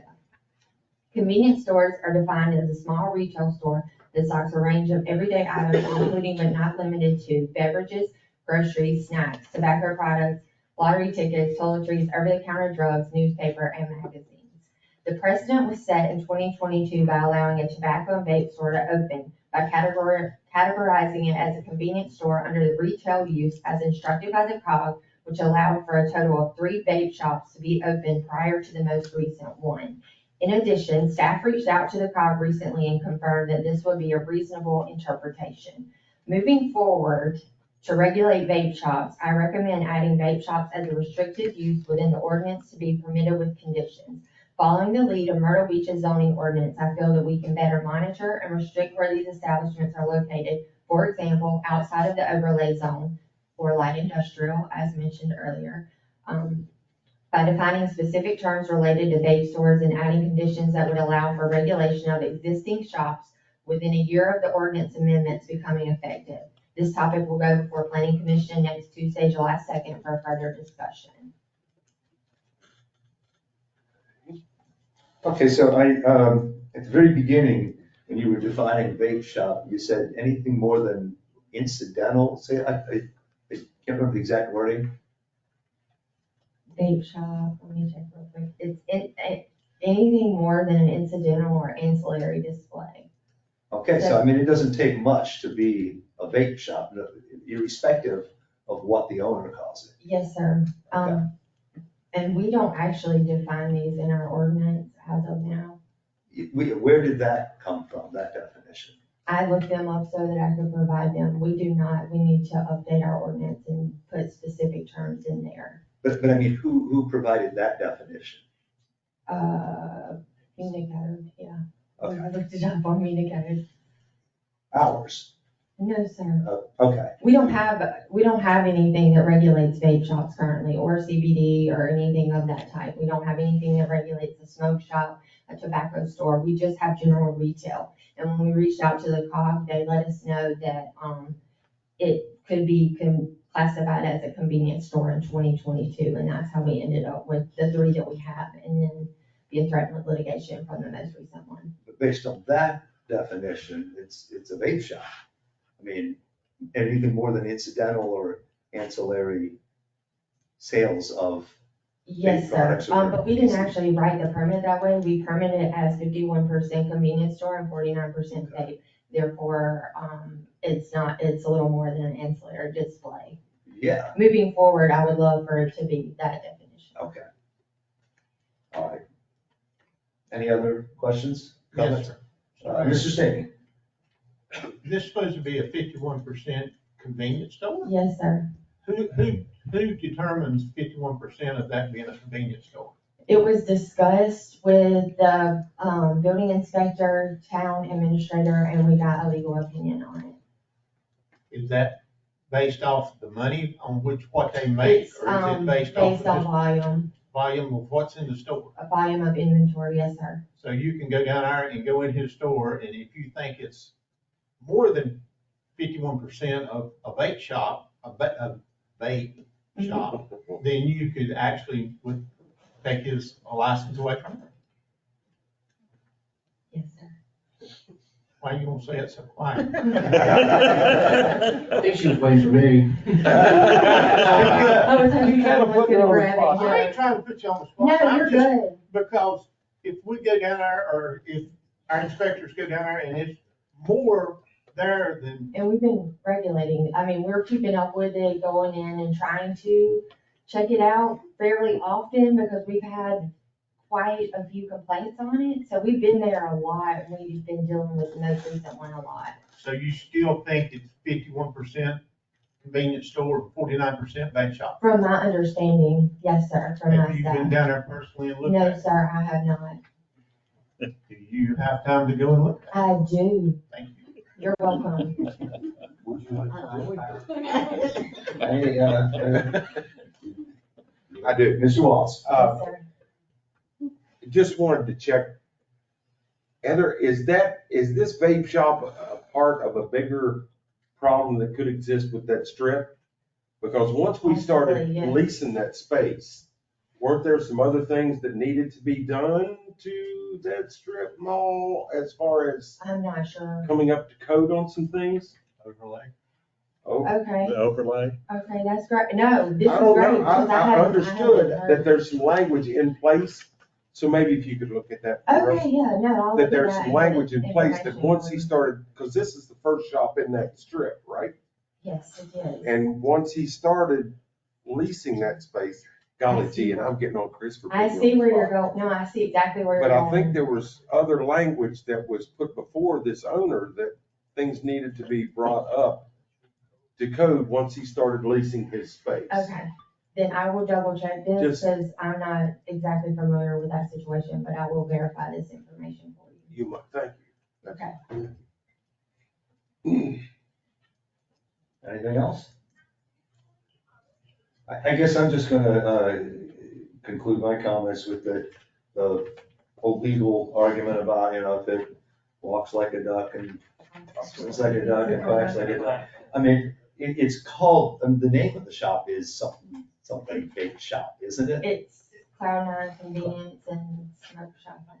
Okay, smoke shop, okay. Yes, sir. Is there something we can do with the name? I mean, if the name is smoke shop, is it not a smoke shop? And smoke is different than vape, I get it. But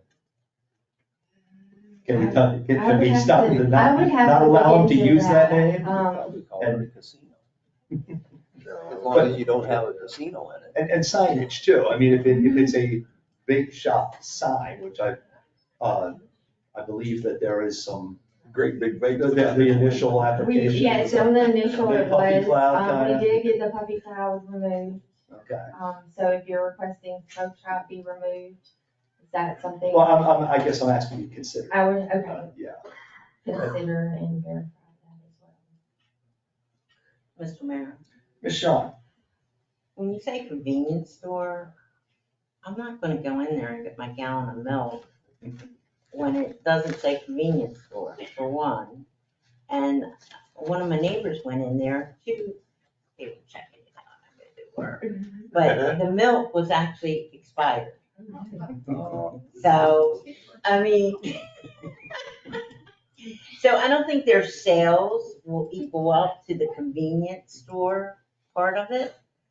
So I think we really need to stay on this as a town, because it's not good for us. Mr. Mayor, Mr. Coleman. I agree. If you can, at your convenience, go and look at that place. Yes, sir, I'll go check it out. I've been there, I'm not saying it was 49.51. I think I might have been a little different. Where would this normally go though? If they were, Mike was talking about a light industrial. Yes, sir. But then you didn't, the planning commission, I think, voted not to have a light industrial. We don't have it. We do not have it yet. Why did we not? Just trying to find out why we didn't go to light industrial so that we could stick things that aren't more desirable. More desirable. You know, I'm just not saying they're non-desirable, it's just that they're not as desirable. Put them in, off the beat track. Why didn't we do that? Yeah, so this discussion kind of bled into medical marijuana and all that, and we don't have to go there tonight. But that was part of either zone Sandy Lane that's light industrial and move some of the businesses that maybe we don't want on the 17 corridor over there, or also move like manufacturing and things like that all over there. We talked about zoning that as light industrial. We talked about just adding a rider onto the existing district, which is kind of what we've done in the past. And where we were getting tripped up was the medical marijuana, which could eventually be recreational marijuana. And then, Delta 9's just a shade away from marijuana, right? And it's legal, which is what the CBD stores are using. 2%, 4%. So that's really what we were thinking is, well, let's just hit this in one fell swoop. And we got tripped up on the medical marijuana legislation. So I said CBD legislation earlier, it's the medical marijuana legislation is where we got tripped up. But we couldn't come to a cohesive agreement on tacking on the Sandy Lane in the existing district or do LI. But either way, we didn't know how to write it to be forward-looking, which is what's really stopped us from getting a recommendation to you all. Mr. Mayor. Mr. Sting. At that time, when y'all were doing this, you've got to remember, we did have no planning zoning director to help with that process at that time. To your offense, that kind of got delayed because we didn't have nobody here to help move that along. Is that not true? The first time we hit it, we did. The second time we hit it, we did not.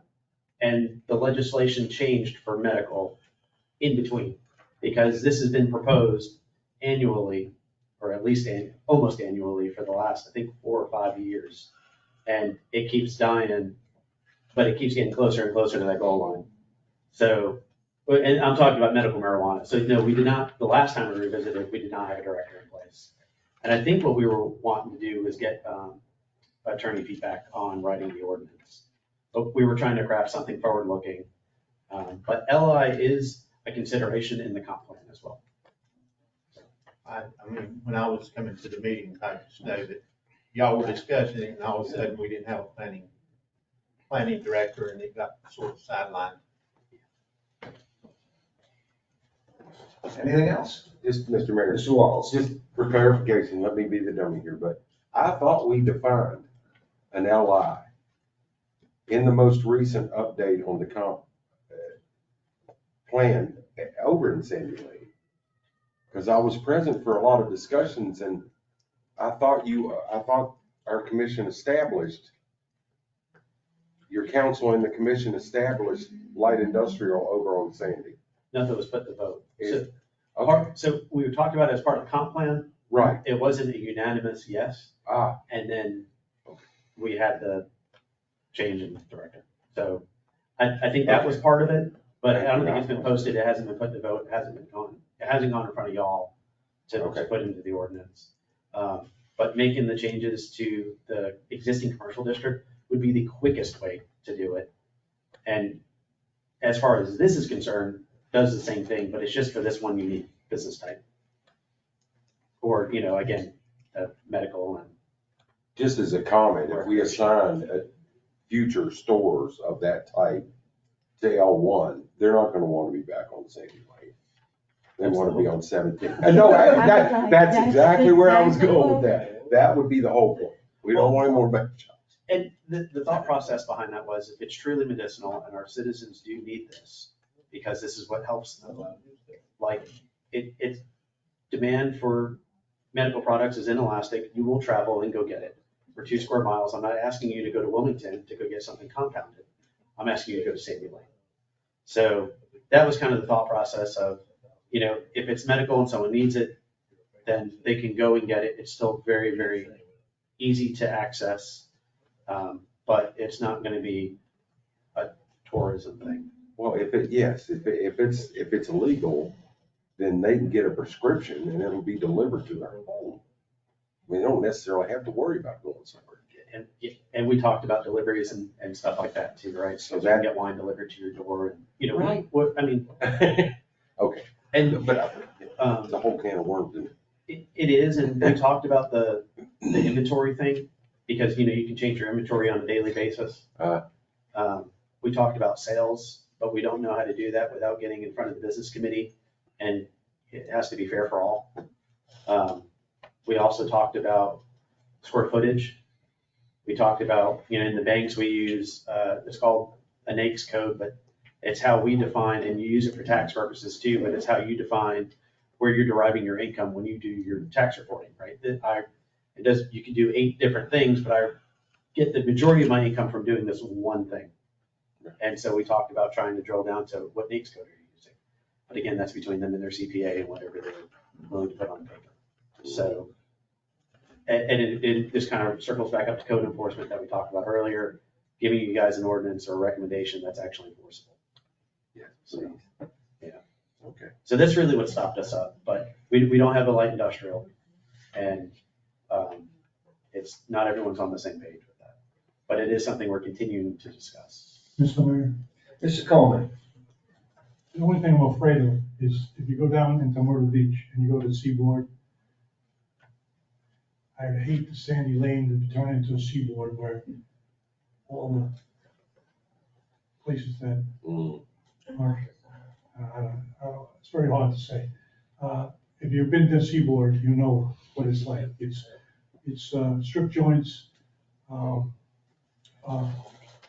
shops, tattoo parlors, and, you know, it's not even a mixture of anything. It's just, you know, mixture of those. But you don't have convenience stores, you don't have restaurants, you know. So I don't wanna kind of have a place where, you know, in the shadows, we have all these businesses, and they're gonna bring crime, even though it's off the beaten track. It's probably worse than having 1 or 2 vape shops on the main corridor, because people are gonna see, you know. That's my only concern. I don't know how to balance it, but I know you guys you'll figure it out. Thank you. Mr. Mayor. Mr. Kinker. That particular building has been closed for over a year. And I thought our ordinance on overlay required, once it's been shut down for an extended period of time, and I thought it was 6 months, and I have not gone back and looked at the overlay, that they had to bring it up to code. And that building is not brought up to code because there's, and that should have prevented them from moving in the first place. If I'm right. Now, I like I say, I have not looked at it lately, but I do remember the overlay from years ago, and we haven't had updated it since. But if it changed like Golden Egg wanted to sell golf carts, then he'd have to bring it up to code. The other was if it's been shut down for a year or so, or an extended period of time, they would have to bring it up to code, and any new construction would have to be brought up to code. Now, we're doing a good job on new construction. It's the existing stuff that we haven't done. And I'm not blaming you. Don't get me wrong. I think I'm happy you're here. But that's what I remember about the overlay, and I'd like to see us enforce it as much as we possibly can.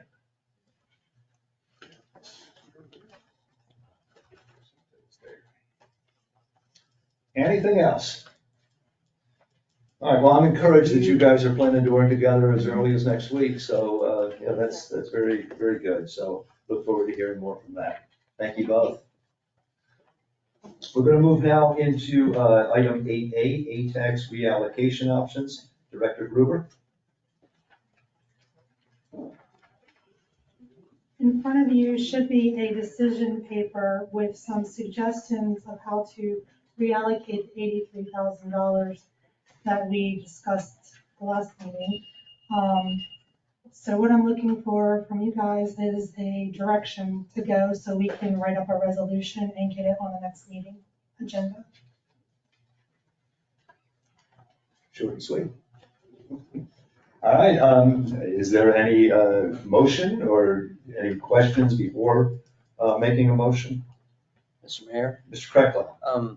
I'd just like to know, are these all the requests that you received? Did the police have any needs that could have been handled with ATAX or the fire or no? No, they got what they asked for Okay. for the initial budget amendment. Mr. Mayor, Ms. Shawn? the question I have, and I guess it's for John and Dare, Mr. Dare at the same time, do you have a schedule for any upkeep with the beach accesses? Because there are some that need help. So is this, any of this budget money besides the pavers, access? I see there's showers, but there's some physical beach accesses that need to be revamped. The one is old, like Third South, not Third South. I think it's 5, wherever the access is, where you go up the ramp, where the carousel is. Four South. Like, that access there is horrible. I mean, it's run down, the wood is old. So is any of this money going towards that, or do you have another pocket of money? Well, it could go to any beach access, really. Okay. This request here, we normally rehabilitate in the off-season at least once, some winters too, depending on the size of the job. This past one, we did the one by the pier. Okay. We have permitted over the last 10 years through DHEC, OCRM, we've built 15 of them in a large 12 by 12 deck style with seating on top, because there was a big demand for that. A lot of people like to sit and look at the water. And that's a special permit that requires engineering and it requires public notice and it takes a while to get, but we've built out those permits that we've gotten.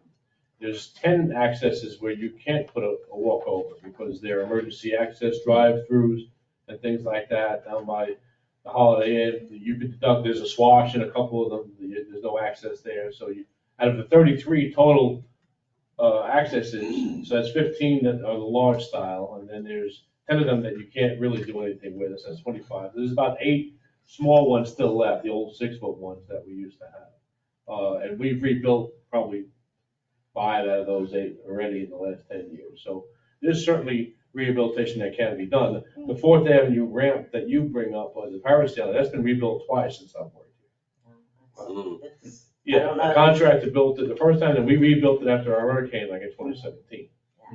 It just gets a lot of use. Right. You know, between the business and all that stuff.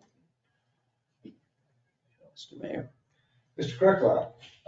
John, between 4th and 5th, I don't know which swash it is, but there is not a walkway there, and there's not really a way to walk from the beach to the street. Let's say you're in street clothes and got fancy shoes, you don't want to go through the water.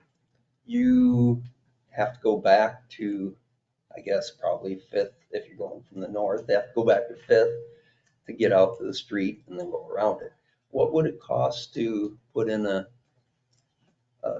walkway over the swash there? Yeah, that's actually in the works. We've had that's being engineered by structural engineers for us. It's since we redid that Ready Rock wall that's right there, after Hurricane Matthew took out the old pedestrian bridge that used to cross that swash with walkers on the beach. It hasn't been replaced.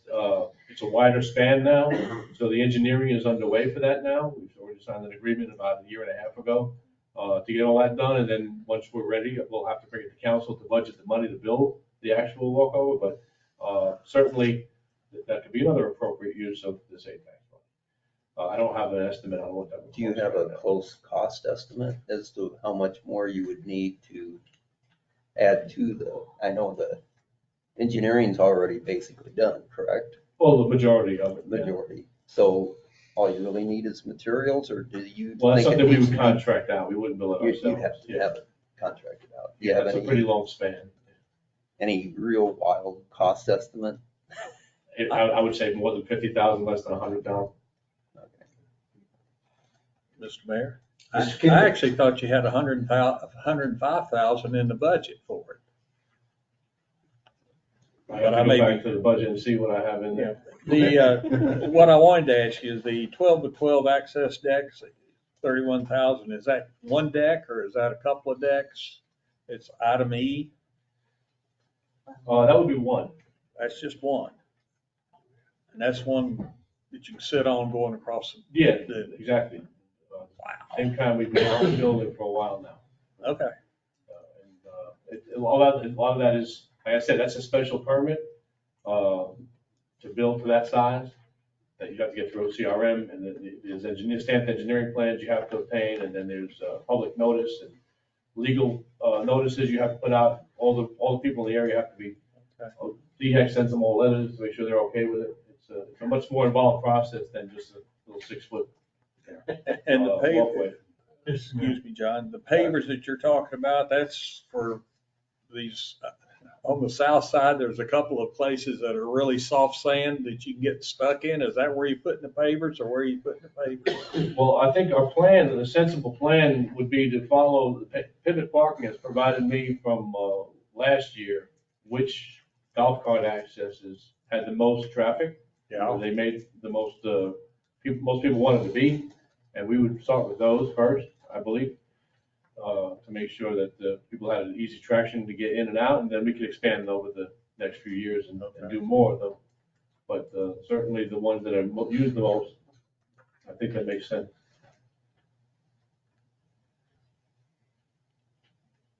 I have a question, but it's not for John. Mr. Kirkland? Tabitha, I'd like to know what a $20,000 kite festival looks like. Pretty. Are you giving away gold kites to everyone? No, or- we're not. That's an estimate, yeah, that's an estimate, give or take some. And then if you guys decide that you want that, then it begins to be built. So, but yeah, it's pretty, and it'll drive tourism. Want to just I explain just, what it would going be? back to, Yeah, I mean, basically it's all over, like, I don't know if have you been to Huntington or Cape Fear, any of those places or seen those on I social media? know they have. No, I Yeah, haven't. so it attracts people from all over. There are real people that truly go all out for kites and they travel for them, and probably some the size of half this room. Like, it's pretty amazing if you've never been there. We were in San Juan and we went to one, and it brought people from all over the world there. Just a really beautiful festival. So it's basically a kite festival. It's a 1-day thing. It could be a 2-day thing. We could make it however we wish. I think 2 days is a really cool thing because people can come in, spend the night, go to the restaurants, enjoy our town here, and we can build it that way. And you would look to probably do this in an off-season? Absolutely. We don't need anything else in the summer. We're good. Yeah, but for the shoulder season, it would bring a lot of people in. Absolutely. Okay. Mr. Mayor, Mr. Coleman? I love the idea of the Kite Festival. I can't wrap my head around $20,000. Let me think. I can wrap my head around a shower the last 12 years. I can wrap my head around pavers, beach access. I'm just trying to figure out what I'm getting for $20,000. You're having a band there? Yes. So it would be an array of things. Like, again, it's not built yet. So that's an estimate. So sometimes I put in, if we have $15,000 for a festival, right? I might only spend, based on revenue coming in, I might only spend $5,000 of that. So, but because it has to be balanced, I have to estimate what that cost would be. So yes, I totally understand you. I know where you stand on that. Right, so the problem I have now, when you're saying that, is that we're gonna allocate $20,000, and you might get revenue back, and we're gonna lose $15,000 because we didn't spend that money. Because we're saying it's gonna be 20,000. We have to spend 83,000. And you said you need 20, we're gonna portion of 20 to you. It might only cost 5, and then we lose 15. Right, so once the festival is built, then I would come back to my boss and I would say, you know, here's what I'm actually going to spend, here's what I'm actually gonna take in, this is what's left. Should we reallocate those funds somewhere else? So that's what I would give to him. But for the balance of it, because it's not built yet, I can't give you an exact dollar amount right now. Mr. Mayor, Mr. Staney. this isn't for you, Tyler. Okay. Back to John. All right. John, do you have any idea where these places is gonna be located that you might be putting this stuff, already? I know it just tells me that a shower is gonna be built, pavers is gonna be put down, a deck is gonna be built. Do you have any kind of idea where they might go? I couldn't tell you today. I would have to give you, I can communicate that as time is on. Again, the paver accesses, I would start with the ones that are the most used based on the revenue from pivot parking. That seems like a good way to start on that. The 12x12 decks, I would start with the 7 or 8 remaining old style walkovers that we have, the 6-foot wide ones from that predate me. Some of them have been rebuilt already, so the ones that are in the worst shape, that's where you'd want to start with your 12x12 deck. I have a couple of ideas, but I don't want to say them out loud right now. And I just wondered if we needed another committee to help you get these put out before we need. I don't think so. Okay. Just checking. Sure. I have a question about these projects. You said the walkway over the 4th, 5th swash would be an outside project beyond your scope. Are all these others within your department scope, or are any of these outside? A 12x12 deck, as we've built in the past, we do those ourselves. Okay. That's something we would actually build ourselves. We would get an OCRM permit. We would get a construction permit from the building department because they have to be inspected, and we would build it ourselves with town staff. The pavers, I think I would probably have a professional do it because it's much faster and it's just a matter of time. It's not that we probably couldn't do it, it's just a time, time consuming item. There's lots of companies that do that. And what was the third item? Shower towers. Shower towers, yeah, we budget one every year anyway in hospitality. And we either pick a new location or we replace one that's shot. Because our oldest series of shower towers are now around that 15, 16, 17-year-old mark. So we've actually replaced 1 or 2 of the old ones already. So as the budget year begins, we order a shower tower. If it's a new location, we have to get a meter installed. That's several $1,000s more. Or if it's a replacement, we already have existing water. We just see where the greatest need is.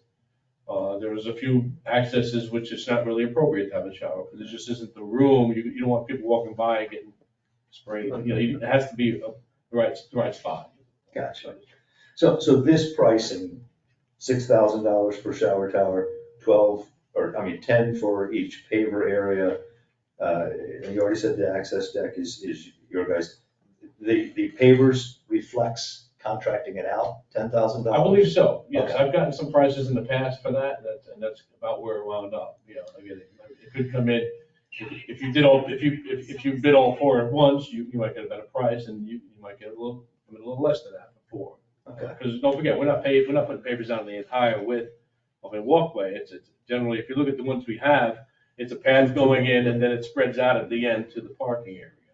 We don't want to put pavers down, we'll just leave landscaping in those areas that aren't paved. Yeah, because what I was getting at is if we said, okay, we want 2 shower towers, 4 beach access pavers, and the access deck, could you do all that in 1 year? And I guess since the pavers would be outside, Yeah, the paper certainly, the access date would really depend on how fast OCRM turns around my permit.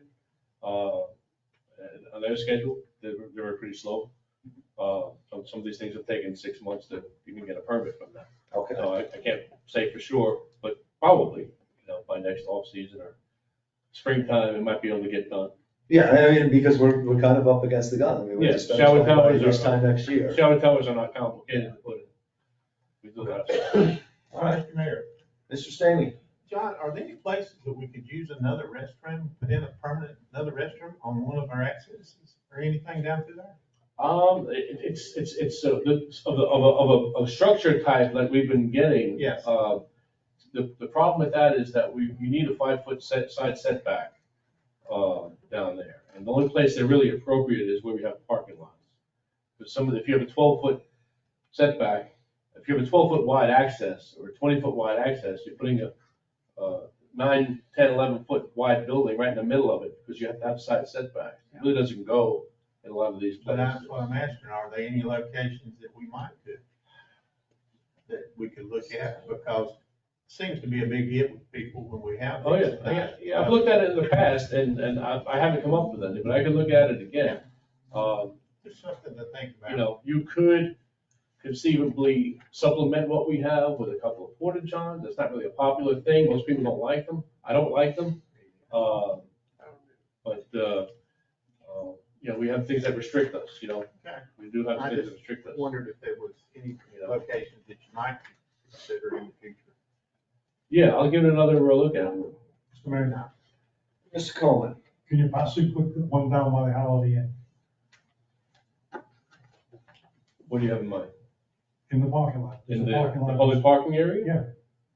Take 2 spaces away and you got a bathroom there. This way people don't have to go into the Holiday Inn, because I hear it's getting a little bit. Well, if we could, that's what it would take, would be losing parking spaces, yeah. Yeah.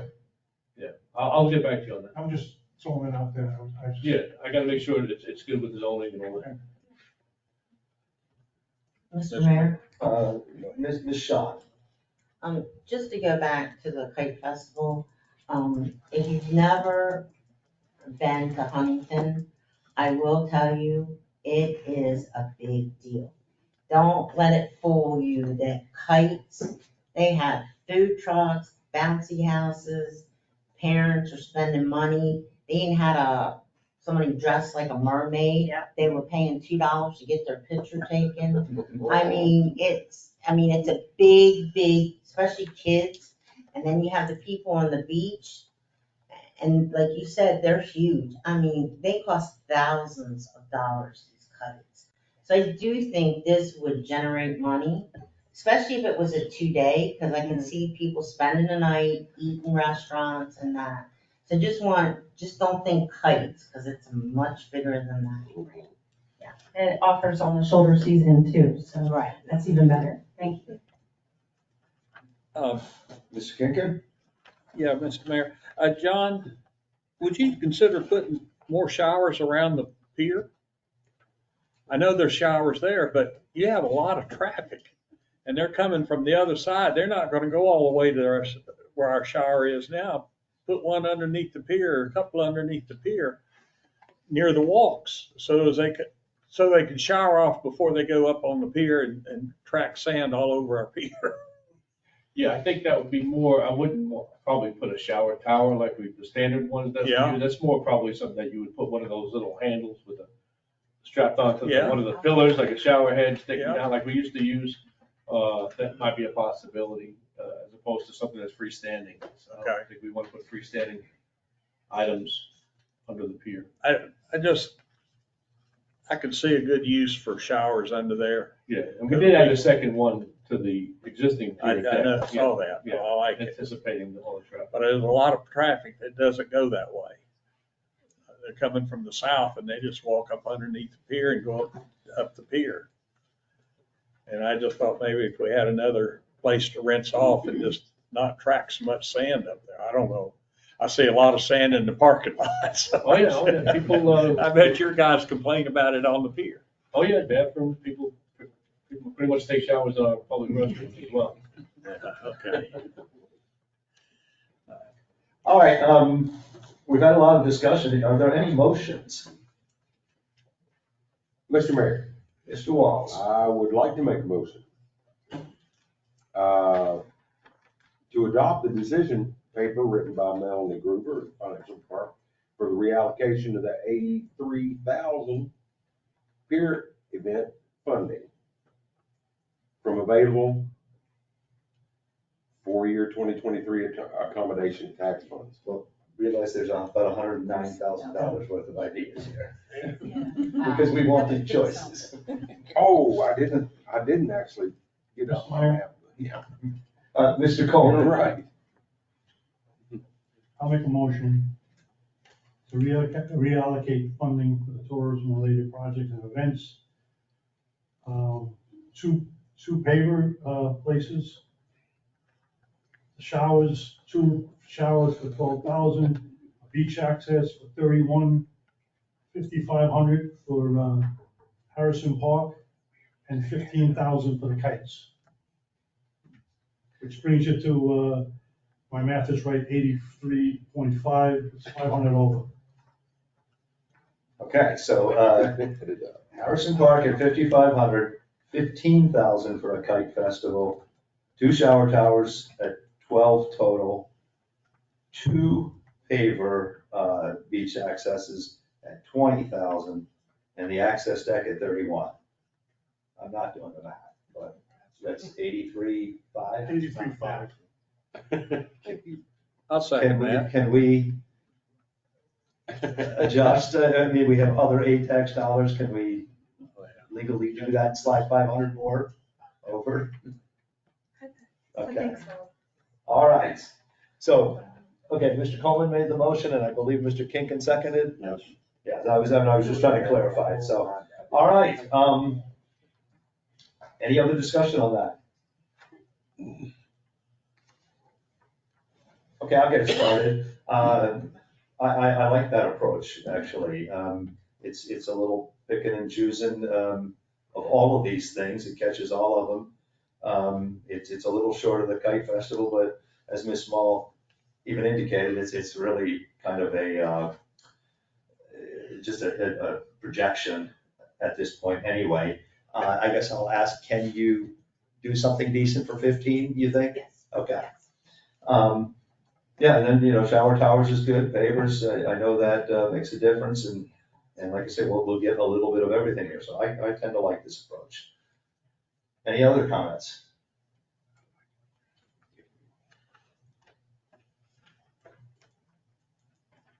You're kidding me, right? What are we gonna do? Okay, you know what, Ms. Medina's telling me, strike while the iron's hot, right? So, with no other comments, Ms. Medina? Mr. Walls. Oh, I'm sorry. Let me restate the motion one more time. So we are allocating $83,500 as follows. Harrison Park project at 5,500, Kite Festival at 15,000, 2 shower towers totaling 12,000, 2 pavers for beach access at 20,000 total, and 12 by 12 access deck at 31,000. All right. Now, Ms. Medina. Mr. Walls. Yes. Mr. Stamey. Yes. Mr. Craiglaw. Yes. Mr. Coleman. Yes. Mr. King. Yes. Ms. Fallon. Yes. Mayor Kraus. Yes, motion carries unanimously. All right, thank you very much. That now takes us to, we've Xed out the executive police panel, so we're now at item 8C, committee appointment. We have 2 applications for 1 parking committee position. But I also understand that the parking committee is likely to lose another member in the very near future, somebody moving away. So with that in mind, we'll probably come right back to this in another meeting or 2. Mr. Mayor? Mr. Kinkin. You're absolutely right. We have a member that turned in their application or resignation today, effective August 1st. And we have 2 applications for a single place. I have talked to Jennifer Harkinson, who does live across the road, but that particular committee allows for up to 2 members to be out of towners. And we all know John Gilchrist. Like I say, I talked to Jennifer right before I came over here. She's a senior payroll staffer for a company out of Raleigh. Has been there 9 years and she works remotely. So she is originally from Buffalo, worked for Verizon, had her associate's degree while she was there from Buffalo University, and is I think she says in here that she is the vice president of the HOA. I would, because we want somebody from across the road, or committee is, because that's who our customers are. Most of the people that park here are from across the road. I'd like to recommend her for the first option. And when the second option comes open, come back and bring John on board. So I think since we have an official resignation note dated, for August 1st, I think we could take care of both of them right now, just with a different starting date. Okay. For the second I'm person. okay with I think that. would So be appropriate. save time. Yeah, I mean, like I said, because she's already submitted it, so I think that would be valid. Yeah. So you would make the motion to appoint Ms. Harkinson first. Yes. Hankinson, and then on August 1st, Mr. Gilchrist. Correct. Okay, and we have a second. Any other discussion? Ms. Medina? Mr. Walls? Yeah. Mr. Stamey? Yes. Mr. Creflo? Yes. Mr. Coleman? Yes. Mr. Kinkin? Yes. Ms. Fallon? Yes. Mayor Kraus? Yes, motion carries unanimously. So we will have Ms. Hankinson as soon as you can get in contact with her, and Mr. Gilchrist as of August 1st. All right, thank you very much. Public comments related to town services or business conducted. Any comments? Love it. Thank you very much. We voted to add an executive session. So, we'll still do our, we did, but we'll now do our comments then, yes. So, okay, with that in mind, Mr. Peckoff. Thanks for coming and see you next time. I like it. You in a hurry? Short and sweet. Mr. Walls. Just wanted to thank everybody for showing up. I wanted to thank our employees who do such an awesome job every day for our town. And thanks to everyone for listening in. And we'll see you in a couple of weeks. Mr. Coleman. Just want to thank everybody for coming out. I know everyone's getting tired of hearing us say that, but I mean it. I'm also, I'm happy with the direction the police department's going in. I see them a lot more in the neighborhoods. I truly do. Before, if you want to see a police car, it was up on 17. I see them go by my house all the time. I don't know if that's a good thing or a bad thing. But I do see them down to here, and I see them in the neighborhoods, and that's a good thing. The chief and his staff are implementing a more of a community policing atmosphere, attitude, and I think it's a great way to do it, especially in this town. You're not a slave to the radio. It's good to get out there and talk to the people in the neighborhoods. See somebody gardening or playing bocce or something, stop, say hello, open your windows. The people in this neighborhood support police. You can go around this town and see signs all over. I support Surfside Beach Police. And that's what it's all about. And I hope it keeps moving in that direction. Thank you. All right, Mr. Kinkin. Good evening. I also want to thank everybody for being here, and I hope there are a lot of people online. I want to thank our department heads for coming in and giving us an update so everybody knows what's going on in their departments as much as we can in a short period of time. Recently, well, since the last meeting, I had 3 people, 2 of which are close friends, ask me why I voted against the budget. And it's very simple. We just did not raise enough money to pay for our fire department. It's okay.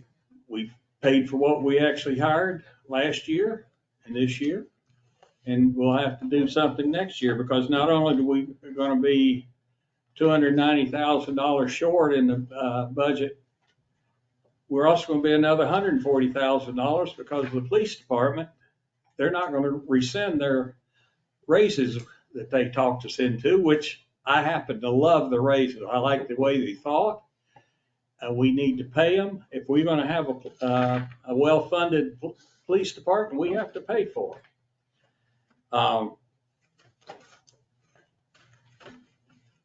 So we're going to have to do some creative accounting next year, but not this year. We live in a good town. We're so fortunate to live here. When you see our first responders or any of our staff, thank them. They do a great job. Some of the friendliest people we have work for John. And I see them all the time, and I really appreciate the work they do. And they don't ask for thanks. They do it anyway, but it just makes them feel good. And with that, I hope to see y'all in a couple of weeks, and we'll do this again. Thank you. Ms. Shawn. I want to stress the appreciation of being on this side of the table this year about the residents who volunteer. You know, when we put out, whether it's the committees or, you know, you have extra people helping out during Keep Surfside Beautiful, people showing up. There's just a lot of residents in our community that want to help. Some don't know how to help, but they're slowly but surely they're seeing how the volunteers are accepted more. I feel like that. And I'm appreciative to the committees that do that hand in hand. We couldn't be here without our volunteers, can't pay for everything. So I do want to stress that. It seems like anytime we put out a notice, you know, whether it was the police panel or whatever, you have people on a regular basis volunteering. And I truly appreciate that. Thank you. And Mr. Stanley. Thank everybody for coming. Let me thank the new people that's been hired into the town. Listen, y'all, we needed you. We appreciate your work. And Sherry, we appreciate you too, dear. We never say Sherry, but I'm calling you out tonight, Sherry. We appreciate you. Dude, you do a lot of things for this council that if you wasn't there, I don't know what we'd do. But I do appreciate it. Jerry, appreciate the job that you're doing. And I'm going to explain to why I took this police panel off tonight. I'll get into it a little bit. It was asked of me at the last minute, probably 30 minutes before I got here, to remove it off because the loggers wanted it removed. I'm assuming it's, if they have the police investigation, it probably shows up poorly on the town if it finds things wrong. And whether they did, there are lawsuits going on. Most everybody knows that. But I'm going to tell you, I was one who didn't want this investigation to start with. I voted against it back a long time ago. But there was other people on the panel who voted to have it.